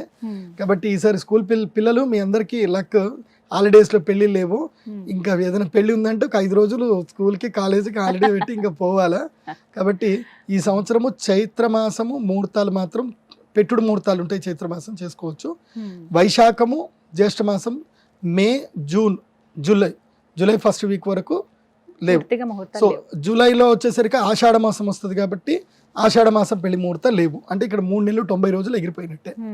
తర్వాత వస్తే శ్రావణ మాసం. శ్రావణ మాసంలో పెళ్లిళ్ళు ఉన్నాయి 30 రోజుల్లో. ఆ 30 రోజుల్లో వచ్చేటివి కేవలం 12 ముహూర్తాలు మాత్రమే. అంటే 12 రోజులు ముహూర్తాలు ఉన్నాయి. 30 రోజుల్లో వచ్చే 12, 13 ముహూర్తాలు ఉంటాయి, అంతకుమించి ఎక్కువ ఉండవు. కాబట్టి ఆగస్టులో 12 రోజులు. మళ్ళీ సెప్టెంబర్ వచ్చింది అని అంటే భాద్రపద మాసం 30 రోజులు నో ముహూర్తాలు. తర్వాత ఆశ్వయుజ మాసము, కార్తీక మాసం. ఆశ్వయుజ కార్తీక మాసము, మార్గశిర మాసం, మొత్తం 90 రోజులు. ఈ 90 రోజుల్లో 15, 45 ముహూర్తాలు ఉన్నాయి. అంతే 45 రోజులు ముహూర్తాలు ఉన్నాయి. 90 రోజుల్లో 45 కూడా కాదు, 12 అంటే 36 ముహూర్తాలు వస్తాయి. ఈ 36 రోజులు మాత్రమే పెళ్లి ముహూర్తాలు, గృహప్రవేశాది ముహూర్తాలు ఉన్నాయి. అంటే 12 ప్లస్ 36 మొత్తం ఎంత అయినాయి? 36 ప్లస్ 12 అంటే 48 ముహూర్తాలు ఉన్నాయి. ఆ తర్వాత వచ్చేసరికి నెక్స్ట్ పాల్గొన మాసము, నెక్స్ట్ ఏంది పుష్యమాసం వస్తుంది. సంక్రాంతి పండుగలు అక్కడ పెళ్ళిళ్ళు ఉండవు, పుష్యమాసం అయిపోతుంది. తర్వాత పాల్గొన మాసం వస్తుంది, మాఘమాసం వస్తుంది. మాఘమాసంలో ముహూర్తాలు ఉన్నాయి. అందులోపల మళ్ళీ 12 రోజులు, 48 ప్లస్ 12 60 రోజులు. ఇంతవరకే ముహూర్తాలు, 60 ముహూర్తాలు మాత్రమే ఈ సంవత్సరం ఉన్నాయి. తర్వాత పాల్గొన మాసంలో ముహూర్తాలు లేవు. 13 మార్చి 2024 నుంచి 24 మార్చి 2025 వరకు ముహూర్తాలు లేవు. అంటే పాల్గొన మాసంలో 1-3 ముహూర్తాలు వస్తాయి. అంటే మొత్తం మీద ఈ సంవత్సరం మీద 60 రోజులు మాత్రమే వివాహాది శుభకార్యాలకు ముహూర్తాలు ఉన్నాయి.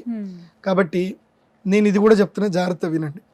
ఈ కళ్యాణ మండపం ఓనర్లు ఉంటారు కదా, వీళ్ళు ఆల్రెడీ ఏం చేస్తారంటే మా దగ్గరకు వస్తారు, గురువుగారు పెళ్లి ముహూర్తాలు ఏ రోజు ఉన్నాయి చెప్పండి అని చెప్పి అవన్నీ నోట్ చేసి పెట్టుకొని డిమాండ్ పెంచేసుకుంటారు. వాళ్ళు ఆ రోజు మీకు మండపం కావాలంటే ఇన్ని కావాలని డబుల్ రేట్ అడుగుతారు, ట్రిపుల్ రేట్ అడుగుతారు. కాబట్టి ఆ కళ్యాణ మండపం ఓనర్లు అక్కడికి వెళ్ళక మునిపే మీరే మొదలు పంతులు గారి దగ్గరికి వెళ్ళిపోయి ఫస్ట్ కళ్యాణ మండపం బుక్ చేసి పెట్టుకోండి. తర్వాత కావాలంటే బ్లాక్ లో మీరు అమ్ముకోవచ్చు అనుకోండి. ఎందుకోసం అంటే ఇది జరుగుతాయి. పెళ్లి కొడుకు కూతురు దొరికిపోయినా ఎవరు లేదు, మండపం మొదలే బుక్ చేసి పెట్టుకోండి. ఎందుకోసం అంటే మండపాలు దొరకవు, డబుల్ రేట్లు అయిపోతాయి. ఓకే, ఇక మిగతా అందరు దొరుకుతారు, మండపాలు దొరకడం కష్టం అయిపోతాయి. ఎందుకోసం అంటే 62 రోజులు మాత్రమే, వాళ్ళు కూడా సంపాదించుకోవాలి కదా. మిగతా రోజులన్నీ ఏం చేస్తారు, బర్త్డే ఫంక్షన్లోను, యానివర్సరీ ఫంక్షన్లోను, ఈ ఏవో శారీసో, ఓనీసో, పంచలో ఏవోటి వాళ్ళు నడిపించుకుంటారు. వాళ్ళు డిమాండ్ చేయలేరు, ఇవి మాత్రం డిమాండ్ చేయగలుగుతారు. కాబట్టి హోల్డ్ చేసి పెట్టుకోండి. 62 రోజులు మాత్రం ముహూర్తం ఉంటుంది. అది కూడా మేము క్యాలెండర్ రిలీజ్ చేస్తాము, అది నా వెబ్సైట్ లో ఉంటుంది, pradeepjoshi.com లో చూసుకోండి. ఇది ఈ విధంగా ముహూర్తాలు ఉన్నాయి.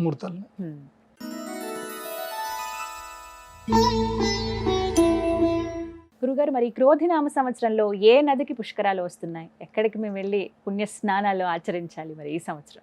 ఈ సంవత్సరము మే 1వ తారీఖు రోజున గురుగ్రహము వృషభ రాశి లోపలికి ప్రవేశిస్తున్నాడు. ఎప్పుడైతే గురుగ్రహం వృషభ రాశిలో సంచరిస్తాడో అప్పుడు నర్మదా నదికి పుష్కరాలు వస్తాయి. నర్మదా నది అంటే చాలా మహాద్భుతమైన నది. ఎంత అద్భుతమైన నది అంటే మీ అదృష్టం నిజంగా నర్మదా నదిలో స్నానం చేయాలంటే.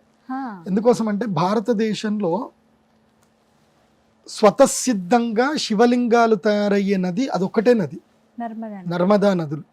నర్మదా నదిలో బాణలింగాలు తయారవుతాయి, ఏ నదిలో కూడా తయారవు. కానీ నర్మదాని నది అనరు, నదము అంటారు. అంటే తూర్పున పుట్టి పడమటలో వెళితే, పడమట సముద్రంలో కలిస్తే, అరేబియన్ సముద్రంలో కలిస్తే దాన్ని నదము అంటారు. పశ్చిమ కోణంలో పుట్టి తూర్పు బంగాళాఖాతంలో కలిస్తే దాన్ని నది అంటారు. ఇది డిఫరెన్సియేషన్ తెలుసుకోవాలి. కాకపోతే నేను వ్యవహారంలో నది అని చెప్తున్నాను. సో నర్మదా నదమునకు పుష్కరాలు ఉన్నాయి. అయితే ఈ నర్మదా నది గొప్పతనం చెప్తాను, జాగ్రత్త వినండి. ఈ పుష్కరాలప్పుడు మీరు వెళితే వెళ్ళండి, తర్వాత వెళ్ళండి, దీని యొక్క గొప్పతనం తెలుసుకొని వెళ్ళండి. నర్మదా పరిక్రమ అని ఒక అద్భుతమైన దీక్ష ఉంటుంది. నర్మదా పరిక్రమ. ఇది 2300 కిలోమీటర్ల పర్యంతం ఉంటుంది. అబ్బో. దీని మీద మీరు విషయం వీలైతే కనుక ఒక స్పెషల్ ఎపిసోడ్ చేయండి, నర్మదా పరిక్రమ గురించి చెయ్యండి. చాలా మంది చూస్తారు, చాలా మంది తెలియదు ఇది. నర్మదా పరిక్రమం ఎవరైతే కనుక తమ జీవితంలో చేస్తారో ఇంకా వాళ్ళ జీవితంలో వాళ్ళకి పునర్జన్మ ఉండదు. అది సాక్షాత్తు శివుడు వరం ఇచ్చేశాడు.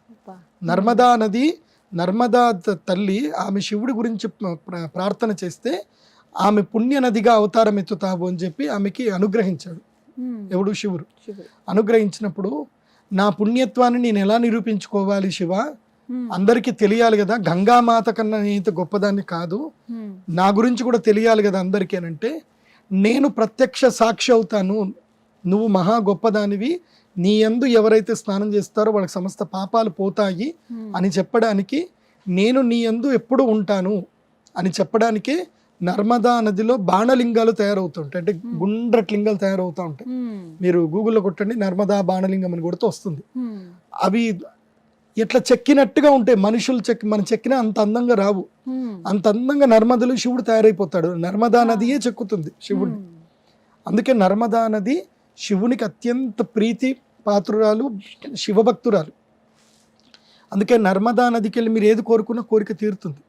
నాకు ప్రత్యక్ష అనుభవం. నర్మదా నది చాలా గొప్పది.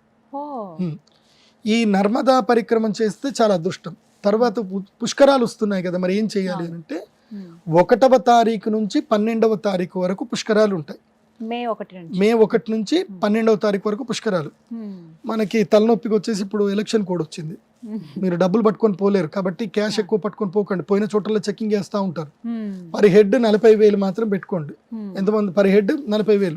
అంతకన్నా ఎక్కువ క్యారీ చేస్తే, 50,000 కన్నా ఎక్కువ క్యారీ చేస్తే మీ డబ్బులు లాక్కొని లోపల వేసేస్తారు. అది బాగా గుర్తుపెట్టుకోండి. సో పుష్కరాలకి ఎక్కడ ఉంటుంది నర్మదా నది అంటే మధ్యప్రదేశ్లో ఉంటుంది.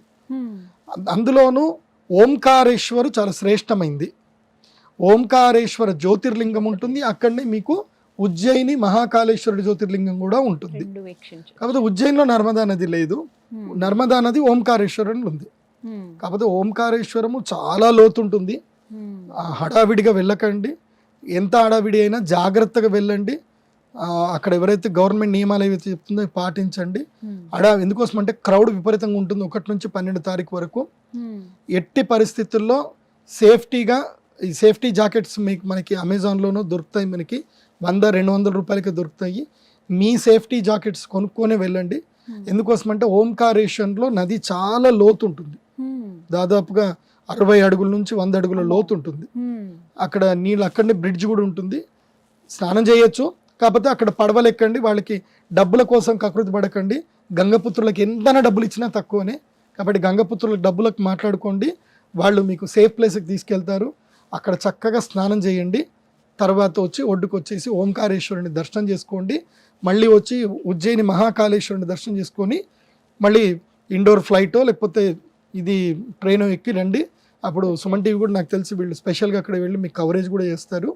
బట్ నేను చెప్పేది ఏంటంటే ఈ సంవత్సరం జలగండం అధికంగా ఉంది కాబట్టి జలగండాలు వస్తాయి. కాబట్టి ఒకసారి ఇట్లాగే జరిగింది గోదావరి పుష్కరాలప్పుడు. చాగంటి కోటేశ్వరరావు గారు చెప్పారని చెప్పి అందరూ ఒకే దగ్గరికి వెళ్ళారు. ఆ రాజమండ్రిలో ఒకే ఘాట్ దగ్గరికి వెళ్ళారు. అదే టైంకి ఎవరో రాజకీయ నాయకులు వచ్చేసరికి మొత్తం తోపులాట అయిపోతే మొత్తం నీళ్ళలో పడిపోయి చనిపోయారు చాలామంది. సో అలా జరగకుండా చూసుకోండి. అంత కంగారు పడకండి. నది ఎంత పెద్దగా ఉందంటే అది 2000 కిలోమీటర్ల పొడవు ఉంది. మీరు ఎక్కడైనా సెర్చ్ చేసుకోండి. నదిలో స్నానం చేయడం ముఖ్యం. అది ఓంకారేశ్వరనే కాదు, ఎక్కడైనా నర్మదా నదిలో మే 1వ తారీఖు నుంచి 12వ తారీఖు మధ్యలో స్నానం చేయండి. గోదావరి పుష్కర స్నానం చేయండి. తర్పణాలు వదలండి. అక్కడ మీ యొక్క పెద్దలు ఎవరైనా ఉంటే వాళ్ళకి పేరు మీద పిండ ప్రదానాలు చేయండి. వెళ్ళేటప్పుడే గోధుమ పిండి లేదంటే రాగి పిండి లేదంటే బియ్యము, అదేవిధంగా ఒక చిన్న స్టవ్. ఈ మధ్య మంచి మంచి దొరుకుతున్నాయి, ఎలక్ట్రిక్ స్టవ్లు దొరుకుతున్నాయి, గ్యాడ్జెట్స్. సో చిన్న ఎలక్ట్రిక్ స్టవ్ తీసుకెళ్ళండి. అక్కడదక్కడనే అన్నం వండండి. మంచిగా చక్కగా పిండాలు చేసి అక్కడ పెట్టి ఆ నదిలోనే పిండాలు వదిలేయండి. పితృదేవతలకి తర్పణాలు తప్పకుండా వదలాలి. మీరు అక్కడికి వెళ్ళాక దుకాణాలు దొరుకుతాయి అనుకోకండి. ఎందుకోసం అంటే అది బిజినెస్ టైం కాబట్టి ఏది పడితే అది ఇస్తారు. అలా కాకుండా ఇక్కడి నుంచే నువ్వులు, నల్ల నువ్వులు, బియ్యము, అంటే మీరు ఏదైతే పిండం పెట్టాలనుకుంటున్నారో గోధుమలో, జొన్నలో, రాగులో ఏ పిండిలో ఆ పిండి తీసుకెళ్ళండి లేదా బియ్యం తీసుకెళ్ళండి. అక్కడనే మీ చేతులతో వంట వండి మీ పితృదేవతలకి తర్పణాలు ఇవ్వండి, శ్రాద్ధ కర్మలు చేయండి. అది కాకుండా ఇంకొకటి ఏంటంటే, కొంతమందికి తమ ప్రియమైనటువంటి వారు చనిపోయి ఉంటారు, ఎవరైనా అనాథలు ప్రియమైనటువంటి వారు చనిపోయి ఉంటారు, వాళ్ళకు కూడా మీరు పిండాలు పెట్టవచ్చు. సో అలా కూడా చేయొచ్చు. దాని గురించి నేను మళ్ళీ స్పెషల్ ప్రోగ్రామ్ ఏదైనా చేస్తాను, చూడండి. సో నర్మదా నది 2130 కిలోమీటర్ల పరిక్రమం పెద్దగా ఉంటుంది. మీరు ఎక్కడ స్నానం చేసినా అదే పుణ్యఫలం వస్తుంది. ఒకవేళ ఈ మే 12వ తారీఖు వరకు మీరు వెళ్ళలేదు, సంవత్సరంలో ఎప్పుడైనా వెళ్ళి స్నానం చేయండి, ఎప్పుడైనా వెళ్ళి స్నానం చేయొచ్చు, దానికి అంతే పుణ్యఫలం వస్తుంది. కాకపోతే పుష్కర కాలం అంటారు కాబట్టి 1 నుంచి 12 ఇది పుష్కర కాలము, దాని తర్వాత కూడా చేయొచ్చు. కాకపోతే ఒక చిన్న టిప్ ఇస్తాను మీకు, ఇది మిస్ చేసుకోవద్దు. నర్మదా నదికి వెళ్ళినప్పుడు ఒక మనిషికి 5 లీటర్ల క్యాన్ పెట్టుకోండి. 5 లీటర్ల క్యాన్ ఇక్కడ నుంచి తీసుకెళ్ళండి, లేదంటే అక్కడ కొనుక్కోండి. మనిషికి 5 లీటర్లు మనం మోయగలిగితే, మోస్ట్లీ సొంత వెహికల్లోనే వెళ్ళండి. 5 లీటర్ల క్యాన్ తీసుకెళ్ళి ఎవరైతే ఈ ఓడలు ఉంటాయి కదా, గంగపుత్రులు ఉంటారు కదా, చిన్న చిన్న పడవలు ఉంటాయి, వాళ్ళకి డబ్బులు ఇచ్చి ఆ నర్మదా నదికి మధ్యలో తీసుకెళ్ళమని చెప్పండి. తీసుకెళ్ళి అక్కడ నీళ్లు పట్టుకోండి. నర్మదా నది నీళ్లు కంటిన్యూగా రోజుకి 100 ml చొప్పున 48 రోజులు ఆ నీళ్లు తాగారనుకోండి, మీ శరీరంలో ఎంత పెద్ద రుగ్మతలున్నా, ఎన్ని హార్మోన్స్ రిలవెంట్ ప్రాబ్లమ్స్ ఉన్నా, దీర్ఘకాలిక రోగాలు ఏమున్నా పోతాయి. ఇది నాకు అద్భుతంగా జరిగింది. అంటే ఎలా అంటారు, అందులో ఉండేటువంటి ఆ జలం యొక్క గొప్పతనం అది. అందులో మంచి లక్షణాలు ఉంటాయి, మంచి ఆల్కలైన్ వాటర్, అది TDS లెవెల్స్ చాలా బాగుంటాయి. కాబట్టి నర్మదా నది నీళ్లు తెచ్చుకొని రోజుకు 100 ml తాగండి, 100 ml తాగండి. దాంట్లో తులసి దళం వేసుకొని రోజుకు ఒక 100 ml తాగండి. నర్మదా నది జలముకి ఇప్పుడు శ్రీచక్ర స్ఫటిక లింగం ఉంటుంది. నర్మదా నది నీళ్లతో శ్రీచక్ర స్ఫటిక లింగానికి 108 రోజులు ఎవరైతే కంటిన్యూగా అభిషేకం చేస్తారో వాళ్ళకి గృహయోగం అంటే గృహయోగము, వివాహ యోగం అంటే వివాహ యోగము, ఏ యోగమైనా సిద్ధిస్తుంది. ఎందుకోసము? నర్మదకి శివుడు వరం ఇచ్చాడు కాబట్టి నర్మద నుంచి నీళ్లు తెచ్చుకోండి, మీ ఇంట్లో శ్రీచక్ర స్ఫటికలింగం పెట్టుకోండి, రోజుకి 100 ml సరిపోతుంది. అభిషేకం చేయండి, ఇటు అభిషేకం చేసిన పుణ్యము వస్తుంది, ఇటు తాగడం వల్ల ఆరోగ్యము వస్తుంది. పుణ్యము పురుషార్థం రెండు వస్తాయి. కాబట్టి నర్మదా పుష్కరాలని చక్కగా చేసుకోండి. నర్మదా నదికి దండం పెట్టుకోండి.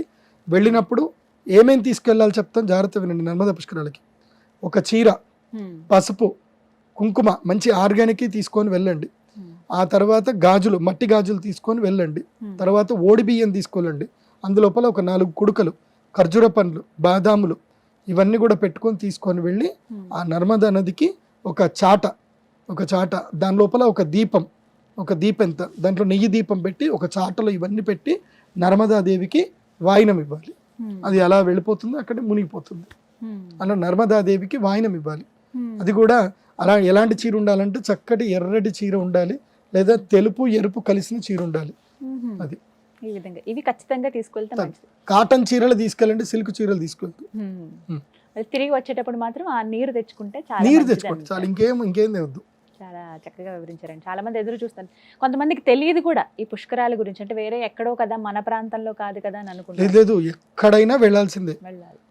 నర్మదా నది మనకు పక్కనే, ఇండోర్ ఇక్కడ పక్కనే, తప్పకుండా వెళ్ళండి. నర్మదా నదికి వెళ్ళినప్పుడు నేను చెప్పిన ప్రదేశాలన్నీ చూసిరండి. 1 ఓంకారేశ్వర్ చూడండి, 2 ఉజ్జయిని మహాకాళేశ్వర్ చూడండి, అక్కడ ఘట్కాళి మాత గుడి ఉంటుంది, హరసిద్ధి మాత గుడి ఉంటుంది, తర్వాత శనైశ్వరుడి యొక్క గుడి కూడా ఉంటుంది, అక్కడ క్షిప్రా నది ఉంటుంది, క్షిప్రా నదిలో కూడా స్నానం చేయండి. ఇవి తప్పకుండా ఈ దర్శనాలన్నీ కూడా చేసుకోండి. కాళిదాసు యొక్క గుహ ఉంటుంది, అక్కడ కాళిదాసుకు అమ్మవారు ప్రత్యక్షమైన ప్రదేశం ఉంటుంది. అలాగే మనకి భర్తృహరి అని ఉంటాడు, ఆయన గుడి కూడా ఉంటుంది, అక్కడ కూడా దర్శనం చేసుకోండి. తర్వాత కుజదోషం ఉన్నటువంటి వాళ్ళకి అక్కడ అంగారేశ్వర్ గుడి ఉంటుంది, అది కూడా దర్శనం చేసుకోండి. అందరూ మీ సొంత వెహికల్లో కలిసి వెళ్ళండి. సొంత వెహికల్లో వెళ్తే అన్ని మీరు చూసుకొని రావచ్చు, బాగుంటుంది. మంచి రోడ్డు ఉంది, హైవే ఉంది, ఇక్కడ నుంచి హైదరాబాద్ నుంచి నేషనల్ హైవే 44 మంచిగా వెళ్ళిపోవచ్చు, బాగుంది. మొత్తం మీద నర్మదా పుష్కరాలు వెళ్ళి దర్శించుకుని పుణ్యస్నానం ఆచరించి వస్తే మంచిది. సుమన్ టీవీలో మీ పర్సనల్ అండ్ బిజినెస్ ప్రమోషన్స్ కోసం కింది నెంబర్కి కాంటాక్ట్ చేయండి.